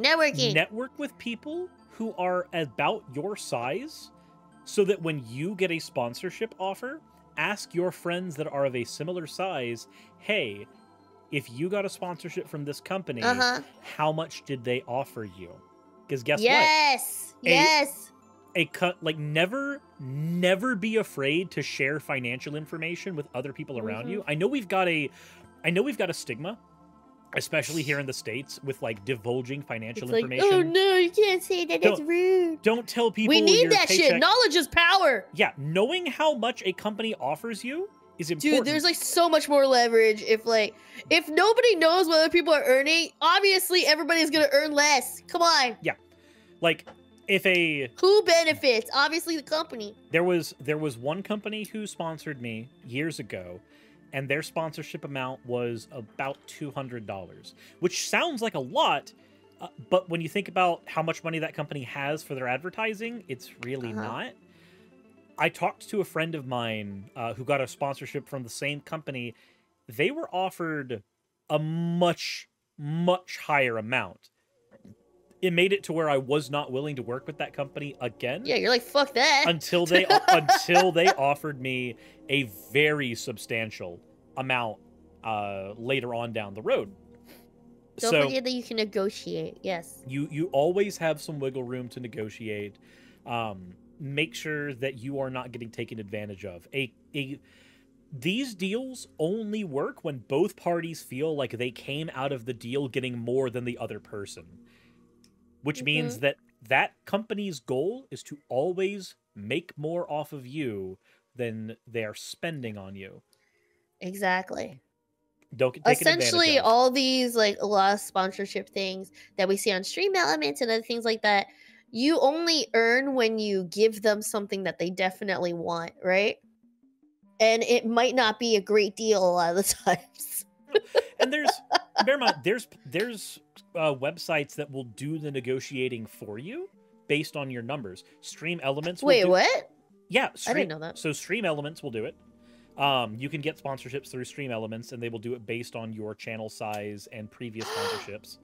Wait, I didn't know they adjust. I thought everybody got the same deals on Stream Elements. I thought it was very generic. So it is very generic, but it's also based off of your size. But bear in mind also, like the deals on Stream Elements, they're curated based on a combination of sponsorships you've taken in the past, your current channel size, and the amount of return they can get from a certain amount. Usually, as an example, one sponsorship that I had a cap of like, if you get 90 people in, then you'll earn this amount. But then when I was reapproached by the same company about 3 months later, they had upped the cap to 120. Ah, I see. Stream Elements is a bit... Yeah, Stream Elements is a wink, bit... Wink, nudge, nudge. Yeah, they're a bit different and a bit weirder with how things work because they do have to send them out to people like that. There's also Matchmade that will allow you to you throw your channel's analytics in, and then it will send out basically beacons to a bunch of other companies, your standards like your Raid Shadow Legends, your mobile game companies. Oh my god! Speaking of sponsorships, hi, Marky. Hi. Fair Hell enough. yeah! Let's go. 15 months. Let's go. In case you guys didn't know, I don't know if you know about Ooh Market, but they're one of the first people that believed in me. Oh. They believed in me when I was a ton of person. And then they're like, oh, okay, we'll do your merch. And now look at them. Now they're like the main VTuber merch people. How did this happen? I was back in the day. There was only like me and Yeun. I think we were just like, hey. Yes. Actually, that begs the question. I can't say the first part of that name because... because you don't use ooh. I don't. You little fuck. But you little fuck. We'll ask, do they do Opie mouse pads? Not yet. Damn. I say that because I have a design for them that I'm trying to get that I'm trying to get done. The artist had the design done like 6 months ago. Wait, but Dockies. Dockies are coming, yo. I have Dockies through Cuddly Octopus already. Then you should also make them through Ooh Market. True. Ooh Market makes them with better quality materials. Let's go. If so, then it costs you nothing. If so, then we need to talk. That's what I'm talking about, baby. We'll send me a DM. Market, do you know Nekosudis, by the way? Nekosudis is amazing. I love Nekosudis. Nekosudis is a VTuber that kind of does a lot of YouTube content as well. Does a lot of talking. That's like their main thing, talking serious topics, and I like to tune in. Every time I listen, it's like the best podcast ever of like random shit that I care about. There's a lot of stuff on like LGBTQ issues, about the politics, about random philosophy things, and then every once in a while, some gaming. True. They're very, very, very cool. Definitely check them out, please. Yeah, I would. And they have a dedicated, and they're a full-time streamer, so you know they serious about that moolah. I have been. So that's right. I have been doing they have a this dedicated for a very long audience. So definitely check them out. But yeah, Dockies. I can definitely see that. This is actually for sure. Like, I'm not saying like anything just because I'm sponsored by them. But like, seriously, the most comfortable clothing I've ever had that is like merch is from Ooh Market. Oh, It is expensive though, but it is honestly the best feeling. That gives me an idea. I could check with one of my artists for Mixin. She loves doing outfit designs. I could see about getting hoodies that are designed to be close to the outfits that my model wears, or like reminiscent of them. Yes. And then if War Words market, that's gonna make Oh I my can't. god. That's gonna make communication so difficult. Oh my god. You are the worst. Yes, I am. The person that I talked to is Farrell. But there's like lots of people at the company now. They've grown so much in the last year. I'm so proud of them. You're doing so much better. Anyway, sorry. That was a weird side moment. We were talking about VTubing and streaming and stuff. Okay, I think we're nearing the end of this section. The last part that I want to go over is I'm just going to show a bunch of links on the website, on these different websites, to just show you about different things that you can use in terms of software or hardware equipment for streaming, and maybe some suggested sites for certain things. All right. Are you ready to do this? You don't have to be here for this part, but this is your list, so I feel bad. I will be here for this because I want to give reasoning behind the stuff that I've selected on the list. Okay. So to start out with, if you're trying to stream, you need streaming software. Best streaming software, OBS. Just hands down. Hands down. Like there are hands down, this is the best. I don't care if you guys use slobs. Shut up. Shut up about slobs. Yeah, that OBS is more robust. It has more functionality with plugins. Speaking of plugins, if you are using OBS, you owe it to yourself to use the StreamFX plugin. That adds so much to your streams. You have no idea. It makes life easy. Just start out having it, and even if you never use anything from it, you have it. So if you're curious about something you can do later, you'll be like, oh shit, I already have that installed. I'll just run with it. Also, if you are streaming, please make an account on Stream Elements. I did mention that they are usable when it comes to one huge thing, and that is their chatbot. Their chatbot will. Oh yes. Yeah, their chatbot is super helpful. Alternatively, you can also use Nightbot. Just take your pick between the two. I use Stream Elements because Stream Elements is also where I happen to have sponsorships and stuff come from. So I do that as well as everything. But I did used to use Nightbot. Both will work. But I did mention that you need to have your content go up on YouTube as well, which means you need thumbnails. You can't just throw your stream up on there and be like, it'll get 1 million views. That's not going to work. You need to be able to make thumbnails for your content. So if you want to make them for free, there's 2 programs to suggest. One is Krita, the other one is GIMP. Not that kind of GIMP, you dirty-minded fark. But all right, sorry. Let me pull up each of these separately so you can see. So you said Krita. This is Krita right here. Ta-da! Krita. Very, very lovely. I have not personally used it, but I have heard of it. I have a lot of artists who swear by either Krita or Clip Studio Paint, but I'm only throwing up free options right now, and Krita is a free option. These are free! Yup. So another free one that you talked about is GIMP. I actually have personally used GIMP before. I've used GIMP quite a bit. Also, if you are trying to get your content on YouTube, you are going to need a little bit of editing because you want to have like a nice clean opener for your videos when they go up onto YouTube, because it's a different environment. People are expecting a little bit of polish. Twitch is more about scuff. I don't care what anybody says. Twitch is the environment of scuff. You don't want that scuff when it goes up on YouTube. So what you want to do is you want to go and get... There's 2 options I would give. One of them is HitFilm Express. The other one is DaVinci Resolve. If you're used to like the Adobe suite, DaVinci Resolve is probably going to be the best option for you. But I used HitFilm Express for years before switching to the Adobe suite myself. But these are the 2 that I would recommend over anything else for learning how to do video editing. They're both free. This is DaVinci Resolve. Da-da-da-da. So fancy. Yeah, I like it. Isotope in your chat. DaVinci Resolve is absolutely incredible at the price point of free. Yeah, it is. It is very, very nice. So, and then here is FX. Yup. There you go. Now, HitFilm, baby! When that content makes it onto YouTube, you need to know how to figure out how well the content is doing and how to tag your videos and all that other fun stuff. That's a different skill for a different video, but the two bits of software that help with that are plugins for your browser. One of them is vidIQ, and the other one is TubeBuddy.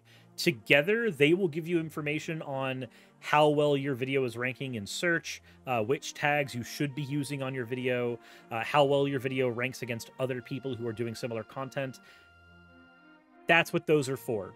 They will help you figure out if your content is doing well or bad, and why. Look at this. Look at all this shit you can look at. And then the other one, TubeBuddy. This is one that I was recently trying to figure out. I've not actually used it yet. But this is another one. Here you go. TubeBuddy. Da-da-da. So a lot of these things have like paid things. Just remember that the free one is also good. The free will get you as far as it needs to. Mhm. I have never paid a dime for those programs, and yet I've been doing this as a job. So Exactly. they'll carry you as far as they need to. Now, equipment-wise, if you're trying to be a VTuber, you are going to need a bit of a hardware investment depending on what type of computer you have. If you have a desktop, you need a webcam. If you have a laptop, you have an integrated webcam. You can ignore this part because you have an integrated webcam. You've already got what you need. Just get good lighting. You're fine. Just get good lighting. Okay, go. But if you are looking for a good webcam to start, a Logitech C920 or This is perfect. or a This Nexigo, is easy. both of those will work. Logitech C920 is more expensive. It got more expensive because of the pandemic. The Nexigo is the budget alternative to the Logitech C920. For those who know the cat cam that I use and the cam that I use when I'm pointing down at my magic cards when we're doing game night, that's a Nexigo camera that I use. So here's Nexico. There you go. both of those cameras will work equally well with any VTubing software. And don't forget, if you already have an iPhone, use your iPhone, please, because your Yeah. iPhone is always going to be best. So Don't go webcam. the non-budget alternative is an iPhone. You cannot use an Android for it. You can, but it's going to be as good as your webcam, right? No, not Android. So iPhone has an IR sensor that does depth tracking, and it's a technology that is unique to the iPhone in the way that it is integrated with VTube software already. Android that has a webcam or a camera that will operate similarly will not work because it is not going to be compatible with things like VTube Studio in the same way that the iPhone is. You don't need to get like an iPhone that actually works as a phone. Remember that. If you're just using it for tracking, okay? Yeah, just get an iPhone. Just get an iPhone without all the other shit. Yeah. It will be cheaper, I promise. Now, here's the thing. A thing to note. If you are getting an iPhone for your tracking, please tell the person who is rigging your model that you are using an iPhone for tracking, because if you are using an iPhone for tracking, they are going to have to employ different techniques. Yes. Especially for 3D. For 3D, your rigger is going to have to install an AR kit through Unity onto your model for the iPhone to be able to register the damn thing at all.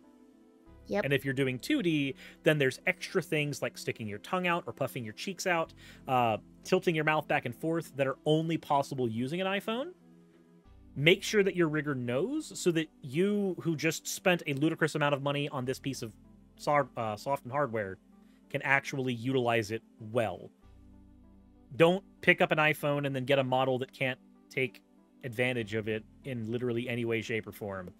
That is... Yeah, there's no point. You should definitely get your actual bang out of that buck. Yeah, like if you're starting out VTubing, just go with a Nexigo or a Logitech camera and get, just like a waist-up model or even a Vroid model, or make the Vroid model yourself. You can do all that for a shoestring budget or free. If you're spending money on it, though, please make sure that the money is being spent well. I literally paid... because I got my models when I had webcam tracking only. When I got iPhone tracking, I went back to the artists behind every one of my models, and I said, how much money do I have to pay you to add iPhone stuff to my model And they're like, and what? paid them again. Yep. You want those things. And for those of you, I don't know if this is the case for some of you guys, but some of your art and rigor mama papas, they might have learned how to do it within the amount of time that you've had your model. Sometimes they offer discounted prices to update, if that makes sense. So for mine, for example, I didn't have tongue out at first because it wasn't something that was available on iPhone when I first started. But then it was updated later and they added it for free for me. Yay. Always have a good relationship. Always have a good relationship with your artist or your rigger, because guess what? If you want to do YouTube, and Twitch as a career, then that person, they control you. This is why I went with the same people, because I'm like, fuck it. It's so much easier if you just go with the same people. It really is, though. It's so much easier. So, because there's so many things you get attached to when you're mad, or you're like, I don't want to let go of this. I don't want to lose this. Yep. I want this. And if your model and rigger are the same person, then they can go, yeah, you don't have to give any of that up. I can work with you. But here's the thing. A very important bit of info for the cat that is meowing currently. The most important aspect for your stream, this is whether you are a VTuber or whether you are a flesh tuber. Either way, get a fucking ring light. Get good lighting. Oh my God. You can have the most expensive camera in the world, but if you do not have, but if they can't see you, it doesn't matter. oh, it's not even if they can't see you; they can see you perfectly fine. No, like if it can't be tracked and shit, like Yeah, if they can't like, see your face. Your camera needs a sufficient amount of light to work with Don't to stream in the perform dark. well. Please. Sorry, I just turn realized your there are lights on. people that do that. I was like, oh no, because like it's really obvious. I think when you can tell like the tracking's like completely obvious. You're like, oh shit, gotta turn on all the lights. Yeah, Gotta turn on the things. like any This is kind, easy shit, dude. any So all kind you have of to do light. is like get a ring light. Yeah, exactly. It doesn't have to be a ring light, but ring lights are You can- easy. Amazon has studio lights for $25. Those will work too. You can use a desk lamp as long as it's sufficiently bright. But my best bit of advice would be to use a ring light, because a ring light is designed for you to put a webcam or an iPhone in the middle of. Exactly. Look at that. And it has it will a just- space right in the middle. It will do that job for you. Stop says there are Look at budget that. ways to Oh. make ring lights. There are, but ring lights are also... You can get a ring light for $15 at Walmart. You can get a ring light for $20 Exactly. on Amazon. It's so cheap. They're And already it's budget. exactly around the camera because that's where you will need the light. It's perfect. But this is where we get into the next bit of equipment. If you go the iPhone route, you need a Right, way for sure. your phone to sit. For me, personally, I use what's called a gooseneck arm. This is the one I have. Except mine is pink. You use a gooseneck arm as well? I do. Yeah. Mine So- is a pink one. The thing with a gooseneck arm, this is an arm that is very flexible. It's very hard to bend, though, so once you get it into place, it stays in place. I have it clipped to the back of my desk, snaking between my monitors and towards my face. That is something that you could do with a stand, but a gooseneck It's not is... easy unless you have a gooseneck. Yeah. Yeah, it's not super easy to do with a stand, especially because your phone needs to charge, and if your phone's sitting on a stand, guess what? It's probably not You gonna... can't do shit. Yep. It's a gooseneck has the ability to just snake your charging cable through it. It's super helpful. Please do. The next bit of equipment we already talked about, mics. Yes. The budget. So entry mics. We got the Fifan. Yep, and then a blue snowball from Yeti. Those are the good Yep. budget entries into the mic area. So here's a pretty standard one, the USB Fifan one. They call it a gaming mic because it lights up. It's so pretty. But there's also cheaper ones in this. There's also more expensive ones in this. Yep. Of the Fifine. Fifine, their variety. entire shtick is providing good podcasting microphones at a budget. That's like their whole thing. So just shop around at what they have. They will have something for you. I guarantee it. And then here is... Also, it should be noting the microphone is the most important bit of equipment you have. Like, Yeah, because that's the thing that people will definitely be looking. Oh, and here's the Yeti, the blue Yeti. yep. What happened? It's usually blue. Why is this one black? Yeah, Yeti and Yeti Snowball. That's the cheap version of the blue Yeti. Yes. It looks like a little fan. I would highly recommend getting one of these to start out with. If you are a stickler for better audio, you could also get an Elgato Wave 3. That's the mic. Oh, those are expensive. That's the mic that I use. I use a Wave 3. And then there's also the full price Blue Yeti. But please, if you're getting Yeti, just get the Snowball. You're fine. It's the quality is about the same. Yeah. The Yeti. All right, here's the Elgato. The Yeti has not changed in quality or function in the last 8 years, and that's good and bad.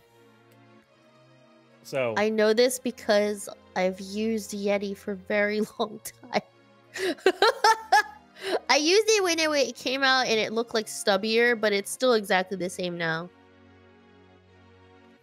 So the quality is still like this. But yeah, this is the Elgato Wave. If you're ready to spend a few hundred or a little bit more over 100 for this. But there's another important piece of equipment. If you are using a microphone, which you should be, do not use your microphone stand. Please. For God's sakes. Okay, don't. This is actually so funny because I just brought up the Blue Yeti USB one. Don't use this stand, guys. Don't use the stand. Do you see this? Don't use this stand. It comes with a thingy. Just put it on the thingy. Every micro movement you make, oh my god, it will travel through your desk into the mic. If you use the stand that comes with the microphone. That goes for every USB microphone. Do not use the stand. Do yourself a huge favor. Get a scissor arm. You can get them for $15. Mm-hmm. Here we go. Here's a scissor arm. There's a bajillion of these. Pick one. They're all about the same. Yeah, they're all going to do you. I've been using the same scissor arm for the last 4 years. It's just a robust piece of metal that holds your mic separate from everything else. It allows you to move it this way and that. Please. Just don't be like me and bang on it all the time. Don't bang I literally broke mine the other day on stream. BB. It's usually very robust, I promise. It's just because I don't know. I never thought that I would be able to break it, but it did. But then you did. I mean, it's still working, but I need to replace the nut on the side. So now it's just hanging on by a nail. No, stop it! Stop it, students! Oh my god, I swear to god. But see, look, it has a wide compatibility because it's generalized. It's so perfect. So those are the very important things for your computer, but there's one other aspect of this that needs to be noted. Very, very important. Where the fuck are you sitting? If you're going to stream, guess what? Even short you need a comfy chair. Even short form streams are going to be several hours long. You need a comfortable chair. And I don't mean go out and get a gaming chair. Those gaming chairs suck, by the way. Awful. They are not, I don't understand the point of gaming chairs. They are not designed for you to sit in for hours on end, and they will literally break down after a year of use. Get an office chair. 1, they are cheaper. 2, they are literally designed. They are purpose-made for people to sit in for 8 to 12 hours a day on a desk shift. That is their function. That is their job. It is true. Get an office chair. I have listed... See, look, this is such a simple office chair. Look at this. Look at it. It just has a little bit of mesh in the back, some little armrests, and a little seat.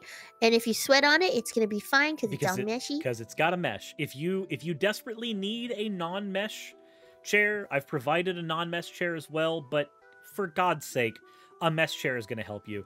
The only reason I don't have a chair like that right now is because the chair I have specifically gives a type of lumbar support that I needed for the subathons. Ah, I personally like the ones that aren't mesh, but that's because I get cold really easily. And I stream naked. So when you stream naked and there's a breeze all along your butt and your back, Yup. Oh, and I definitely recommend with armrests if you can. Yes, you have no idea how helpful actually those very armrests helpful. are until you are sitting there for your 3rd hour of the stream and you realize that your elbow is resting on the armrest while your hands are sitting on your keyboard. Speaking of your keyboard, there is another thing that I have provided that is very important that you should use. I have also... Guess what? It's a support item. There's a support item for your wrists. You may not think that your wrists get tired and get hurt through long times gaming or doing anything, but guess what? They fucking do. Get a set of gel pads for your wrist. The difference is night and day in terms of like how comfortable you will be during long form. It is insane. So this is especially important, I think, for people who actually do gaming. Anytime that you're going to be like holding your wrist for a very, very long time. Another thing that I highly recommend, I think people mistakenly put their mouse sensitivity really high because they're like, oh, I'm a gamer, I can like do things in your bed. It's actually really bad for your wrist. Don't do that. Because then you start only moving at the wrist portion of your hand when you're moving your mouse around. Don't talk to me. And if you do that, you'll get carpal tunnel really fast. So you can probably notice it. So make sure you adjust your mouse speed so that it's at a point where if you like move your mouse around for like an hour, 2 hours, 3 hours, it doesn't get sore. So you can test it. And of course, I think we talked about this a little bit before. So with your chairs and stuff like that, make sure you adjust the heights of your screens and your chairs and everything like that so that you're not straining your neck, you're not straining your eyes, you're not straining your arm. All those kinds of things will definitely wear on you as a streamer because, you know, especially as a VTuber, you need to check like a bajillion screens, right? And you need to like move shit around all the time. I know, like, to the lame person, when you see us on the stream, like, you're just like, oh yeah, we're just here, we're just moving the character. No, there's like a bajillion screens we need to check to be like, all right, what's our model doing? What's the screen doing? What's that thing doing? Yeah. I'm using 3 screens right now, not counting the iPhone that is pointed at me that I have to check when my calibration goes off, and not counting my phone and my Stream Deck and the drawing tablet in front of me. See, exactly. There's so many. So make sure that your stuff is in a comfortable position for all of these. If something is off, you'll feel it in your neck, you'll feel it in your arms, you feel it in your wrist, you'll feel it all over the place, and it's very, very bad for you. So just make sure, because like you don't want to get like long-term weird problems from this kind of shit. No, you don't. Da, da, da, da. And then we have some other really good supplemental things depending on what kind of streamer you are. So here we have console gamer. So here's a thing for your capture card. If you happen to this way, yeah, if you want to do console gaming, you need a way to capture that game that you're playing. And Elgato HDS will do that job for you. The reason that I've picked that one specifically is it's virtually lag-free, which means that you can game on the exact same monitor that you are broadcasting to for your stream. There are other versions of the Elgato that have like a 1/4 second to a 2-second lag between when things happen on the screen and when you've inputted something on your game. That can make it impossible to play, especially multiplayer games. But an HD60S or an HD60X Plus, those specifically will allow you to just broadcast and play with no issues. I've actually like hooked my Switch up just to my PC and just played on my PC using that and just treated it like another TV. But that's only if you're doing console gaming. If you're not doing console gaming, just ignore all that. You're fine. Like me. I don't game. I literally only have PC. Okay. All right, here's another one. If you're doing artwork, this is artwork starter. If you're doing artwork streams, so this is for tablets. There is a cheap Huion tablet that's about $40, and it is a very good entry-level tablet. It's the tablet I have in front of me right now. But if you want to spend more money on a stronger piece, a tablet with a screen is basically what you're looking for. There's a more expensive option you can get as well, and I've got that listed as well. So here we go. This is the Vake VK1200 11.6-inch drawing monitor. So yeah, this is a little bit more expensive, but from what I understand, it can help you. This is all dependent on like what you do too, right? So don't forget, if like you're not really needing drawing things, then there really is no point, right? But if you need it for stuff, if you need a drawing tablet, these are the ones you can try. All right, and of course the basics. We gotta do the basics. All right, we got VTuber basics now, because before this we were only talking about like streamer things. Now look at this. Now it's gonna be, now if you want to make your own models for VTubing, which is a skill that you can definitely use and make a lot of money off of, and be there'll be thousands of streamers depending on you for everything, then the broadcasting software is VTube Studio for live 2D stuff. But to make the models, Denchisoft has their software. It is called Live 2D Cubism. And that is the software you would use for making your own live 2D model. If you're already good at art and you have a knack for figuring out programs and physics, then you're going to want to get Live 2D Cubism. That's going to do that job for you.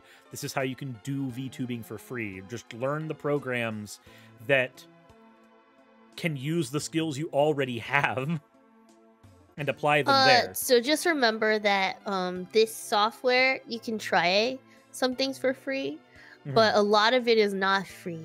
Just remember that for using Live 2D Cubism, if you actually want to use it for something. So for Live 2D Cubism, if you're using the free version of it, you are going to be limited to either low resolution models or high resolution chest up models. So use it to learn. It will help Exactly. you there. It's good for learning for free. And from what I understand, they also try to do a lot of different things to like kind of encourage the use of it, which is why you see in VTube Studio, they celebrate a lot of different new functionalities and things like that as well. And they do a lot of deals with different VTubers and stuff like that. Be like, hey, can we use this model to like kind of do these things? And there's also, I don't know if anybody's actually done it, but you also need multiple of their downloads. It's not like one program. There's like different programs for test to see different parts of the Live 2D. Anyway, but that's only if you actually want to do Live 2D. Okay. There was a thing that It's Michael said. Can you repeat the question? I wasn't here. I was asked to know, do you have a butt? Vivi wants to know. Oh my god, I swear to god. I've been purposely avoiding Mike for this exact reason. Because I was like, I'm doing something right now. I'll talk about the butt later. Fair enough. So yeah, if you're wanting to do 3D, I mean, I'll show you later. There you go. So if you're wanting to do VC 3D, you're going to broadcast through VSeeFace. VSeeFace is also free software. And VSeeFace, like Live 2D, can work with your iPhone. It can work with your camera. It can work with anything you use. And if you're wanting to make models, there's an easy way and a complicated way. Easy way is going to be through VRoid Studio. That's going to use a model base for you to build off of and sculpt. And that is what a lot of VTubers use because you can do that for cheap or free. But basically free. It's kind of like playing around with one of those art game things, or a character when you like go to or like any of those things where you're like, hey, I want to choose these eyebrows, I want to choose these eyes, I'm gonna make it this high, this low. That's what they do. Because it's like a preset model kind of with these parameters, it's already rigged and everything, so that's why it's so cheap in some ways. Like they already pre-made all the different options. Stoff says, is this the mic? You just pick which ones you want. Is this the mic that Lulu is looking for? No, the mic that Lulu is looking for specifically has the last name Hunt, and we're not looking for him. We can't find him though. But don't think too much about that. Oh my god. So one of the great things about using VRoid is that there's also, it's very easy for you to make clothing and customize it kind of. It's a lot harder to do that with Live 2D kind of stuff. Like you can't just like change your outfit every day. But VRoid and like 3D models with VRoid, it's pretty easy to change. Like, hey, I want to download this jacket, I'm just gonna put it on. You know, that happened. You can do that like right away. Bear in mind, though, there is a limit because when you're using 3D models, most of the assets you use are going to come from a place called Booth. There is a limit to the amount of assets you can take from Booth and use on a model, and it's not a hard limit, but it's a there's a legal, like it's a legal thing. Oh, I didn't know that. I just been using. Okay. It's up to I believe through Booth it's up to 6 things can be taken from Booth without having to pay for like licensing or anything. What? I didn't know you had to pay for licensing. Oops. So just keep an eye on the particular things that you take from Booth. It's very important. And Tidal, thank you for the resubscription. Thank you. Now, if you want to make models that are completely customized, that is a journey that you are going to be going on your own. But you're going to be doing that journey with Blender and Unity. But if you're making models in Vroid, you're going to want to know Unity anyway, because guess how you get iPhone tracking on a Vroid model? You use Unity. Yay! So that's Blender. And then this is Unity. Avalon says completely unrelated. Does anyone know a lawyer? Stop it. But there you go. Unity is going to be the very important thing to learn how to reset bones in Vroid, as well as doing things like iPhone integration into Vroid. And it's also a very helpful supplement when you are working on stuff for Blender. And yes, definitely you can pay someone to do it for you. You 100% can. You definitely can. There's definitely people that will be willing to accept money and then do it for you. I have done it for free. I have been... But I probably should have paid. So, but that leads us into the last important bit. If you are wanting to throw money at someone, which you should, when it comes to art, because art is very important to pay for. So, where would you look for that art? There's 2 places I would suggest when it comes to getting models for, and even other assets for VTubing. Primary one, probably Twitter. Like, yep. Hands down. I can't believe this is where everything is. When I found out and I was doing VTubing, I was like, how is this the main place? Twitter is the place, apparently. It is. To get all of your VTuber art. Excuse me. Do yourself a favor. My body's rebelling. Look up the VTuber assets hashtag. You will be amazed what is out there for free that is being offered by artists for you. And as a bonus, you can use that so that you can find an artist that is already doing something you love to send money for to get you something bespoke for your stream. For me, I have a bit of a unique situation in which most of the people I spend money on art from are fan artists, but that's not everybody has a bunch of fan artists. Not everybody has a bajillion fan students. Jeez. My thing is just like, oh my god, that fan art is really cool. Could I spend money to make you do it again? No, actually, I completely agree. I think the more you shop around, the more you find like your favorite people for the price point that you like. Yep. And honestly, it's really good to follow the same artists and like have them do like repeat things over and over again. I think building that relationship is important. And I think like some people may not realize, but it's actually really, really nice to be able to talk to someone and they get like what style you like. Oh yeah. Because there's so many different things that they could do. Some people are just hard to work with. I've had my my emote artist who does the most of my emote artists, who does most of my emote art, Mosh, specifically, like I found them on Fiverr initially and then started working with them, sending them repeat things like, hey, I need this, hey, I need this, hey, I need this. And they actually sent me like a long thank you message. Like, you have no idea how many people just do one and done commissions and don't return to the same artist to get more stuff.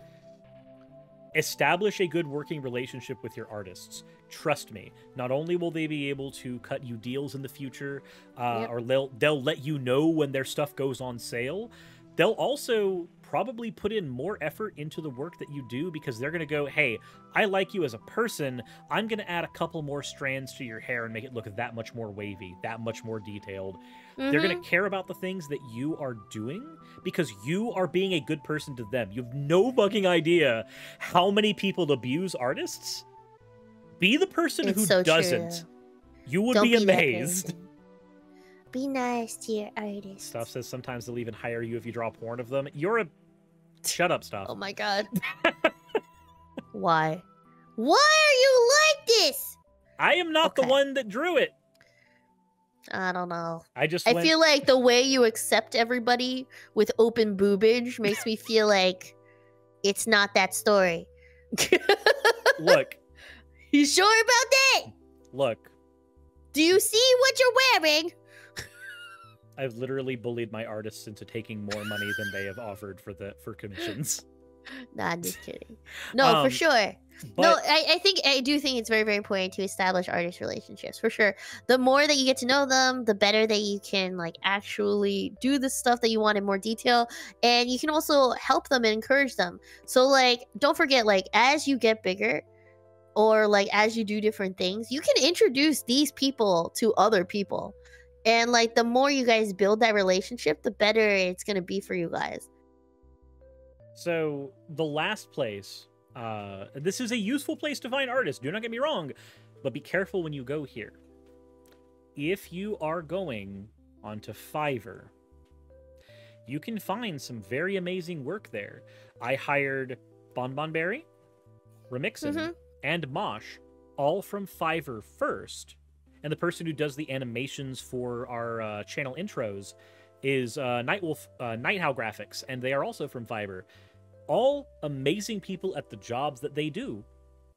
But I have also been burned on Fiverr a handful of times too. The first times I tried getting a model from Fiverr, I got scammed. The person on there I got a refund from Fiverr, thankfully. But it was somebody who was using an established VTuber's videos as theirs, and I didn't know because I was new to the community. I had no idea. I found out later that was the case. My suggestion would be, if you find an artist on Fiverr that you like, find their socials afterwards, ask them for their socials if you like the stuff you got from them, and establish a working relationship with them off of Fiverr. Use Fiverr to start your working relationship with an artist, but definitely take it somewhere else. Another Personally. thing that you can do is make sure that they're a what do they call, like a top seller or like a recommended Check reviews. seller on Fiverr. Like they actually do have ones where you can see like how many people they've actually done stuff for. So in that kind of way, sometimes people go to Fiverr, mostly, at least from what I understand, is to get cheaper stuff. And you get things in a more timely manner in some ways because there's like a website managing them for it. That tells you, because there's like time limits to like how long they can take on different things. So yeah, definitely talk to them outside, or make sure you've seen a lot of reviews. So if they're a person that's like a top seller, they're probably gonna be okay. But if you take like that $5 cheap ass something, you know, there definitely could be some scam somewhere here or there. So you really gotta be careful. And this applies to Twitter as well.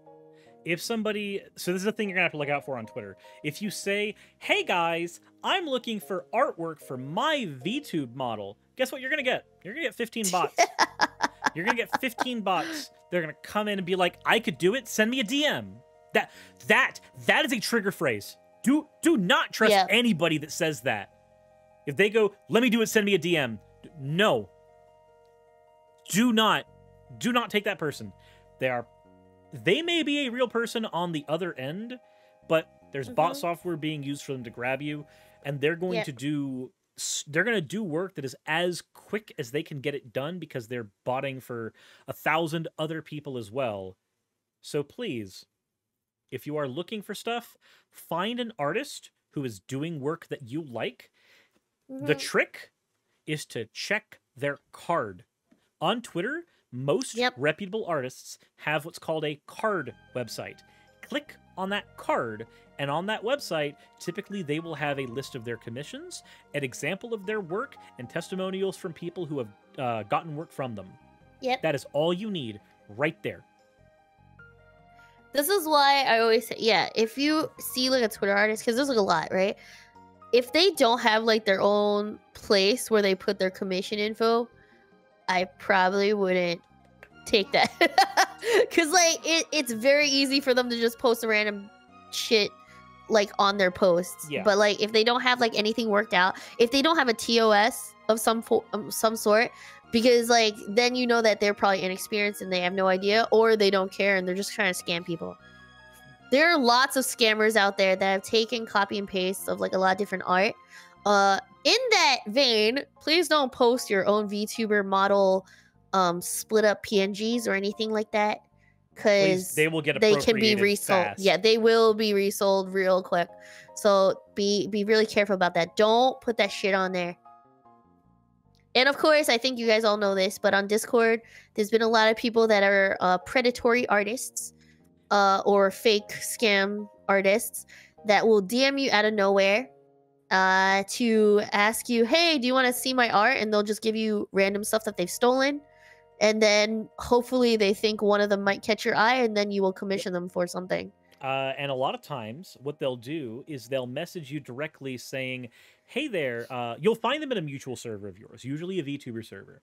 And they'll message you saying, hey there, I'm in a bit of a financial bind. I need X, Y, and Z, and I'm just trying to sell some art. And it's usually a sob story, and it could be legitimate. You have no way of knowing, but understand that it's also a type of scam that is used by these people.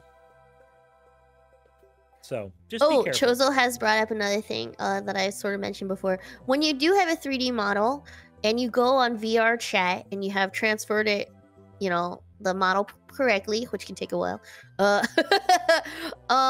make sure that you don't go to any public places, because they can just take your model. Because like that's kind of what VR chat does. Just a word of warning out there. So if you have something that's like, you know, proprietary, your own shit, copyright or whatever, like it's your own model, don't go to any public places. People can just like copy and paste your shit and download it. Don't do it. You actually can set your limitations on VR chat, yes, so that people can't do that. You can set it so that you can't copy certain things or like have certain things enabled so that other stuff can be done with your model. I wonder if I should talk. No, let's not talk about that. But yeah, did somebody appropriate your model for the boing boing? Okay, so someone is telling me, Oh Girls. I don't know if you know Oh Girls. Oh Girls is a 3D comfy streamer.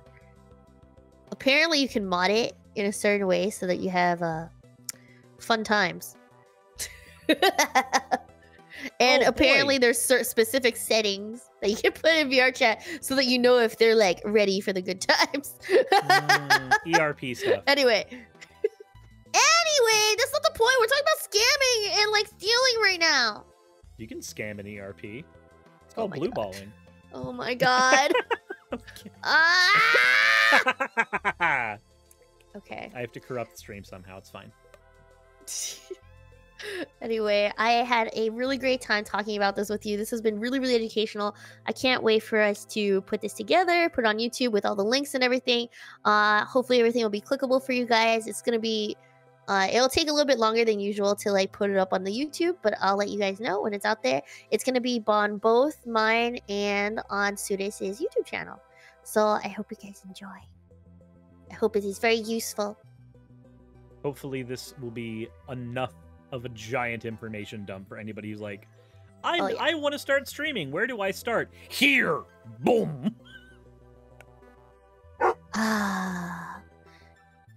I think we provided a lot of different things today. I think it's gonna be good. I'm really excited. I basically did nothing, and I just poked Sudes and went like, hey, talk about this. Hey, talk about this thing. I like it. You'd said on Twitter, you're like, I'm thinking about doing a video talking about how to start out as a streamer. And I think it was, I just like hopped in and just went, I could help. See, it's not my fault. He volunteers. He volunteers to do work for free. I sent the entire list of equipment and programs. I remember. I was like, oh, okay. You were like right out of there. I was just gonna like talk about like, hey, this is VTube Studio. Look, I can put my model in it. And you're like, no. Here's an equipment list. Here's an expensive and like it's expensive. Like it was like a whole thing.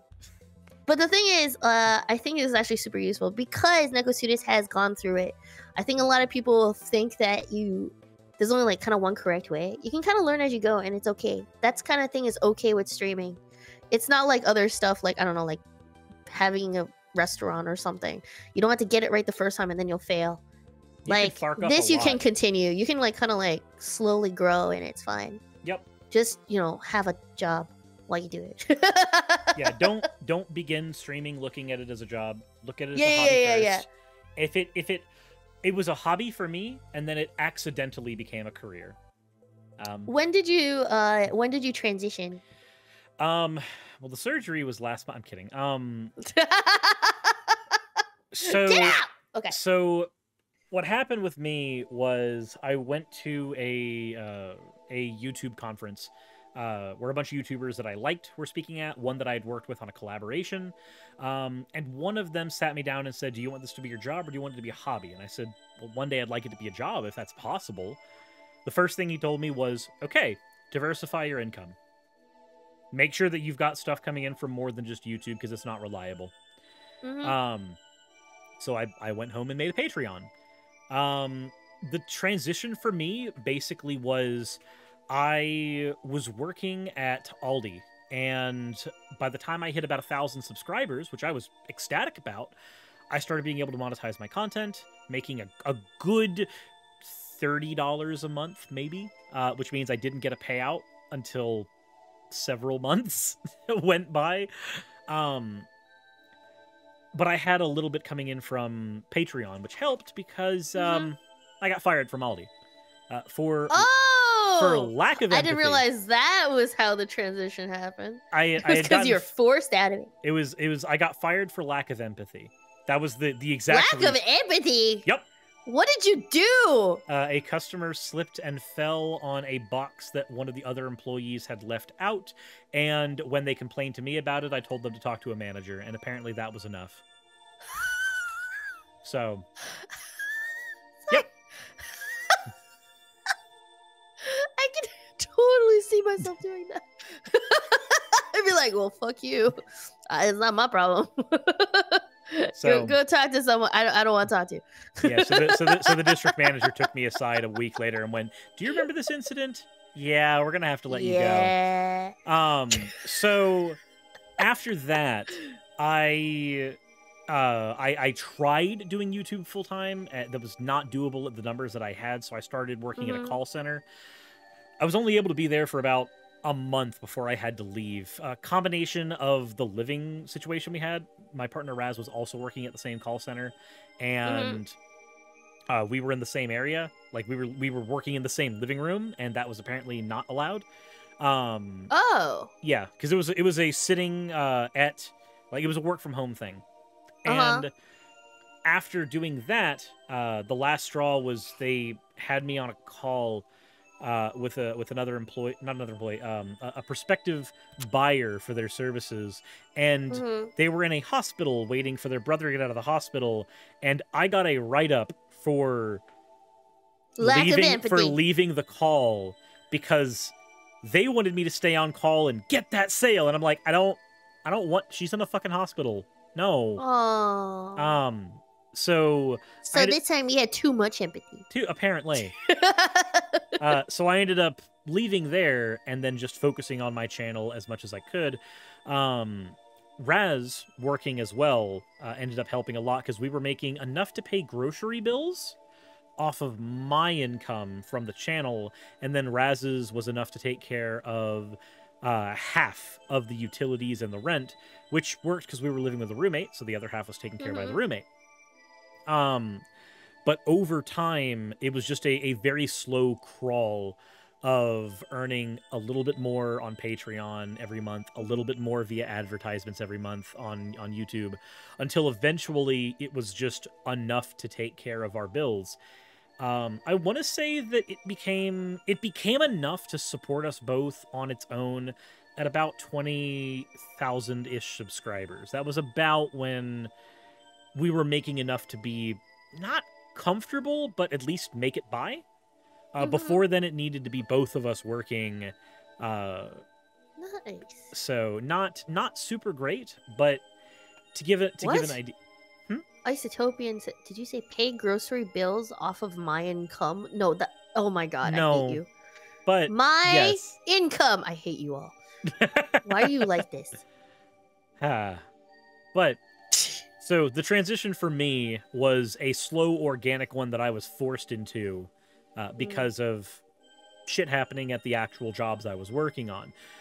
This is not how it's going to be for most people. Hopefully for most people, they get to choose when they switch and make streaming a career, if that's the angle they go for.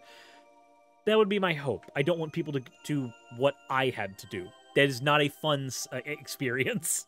You were lucky.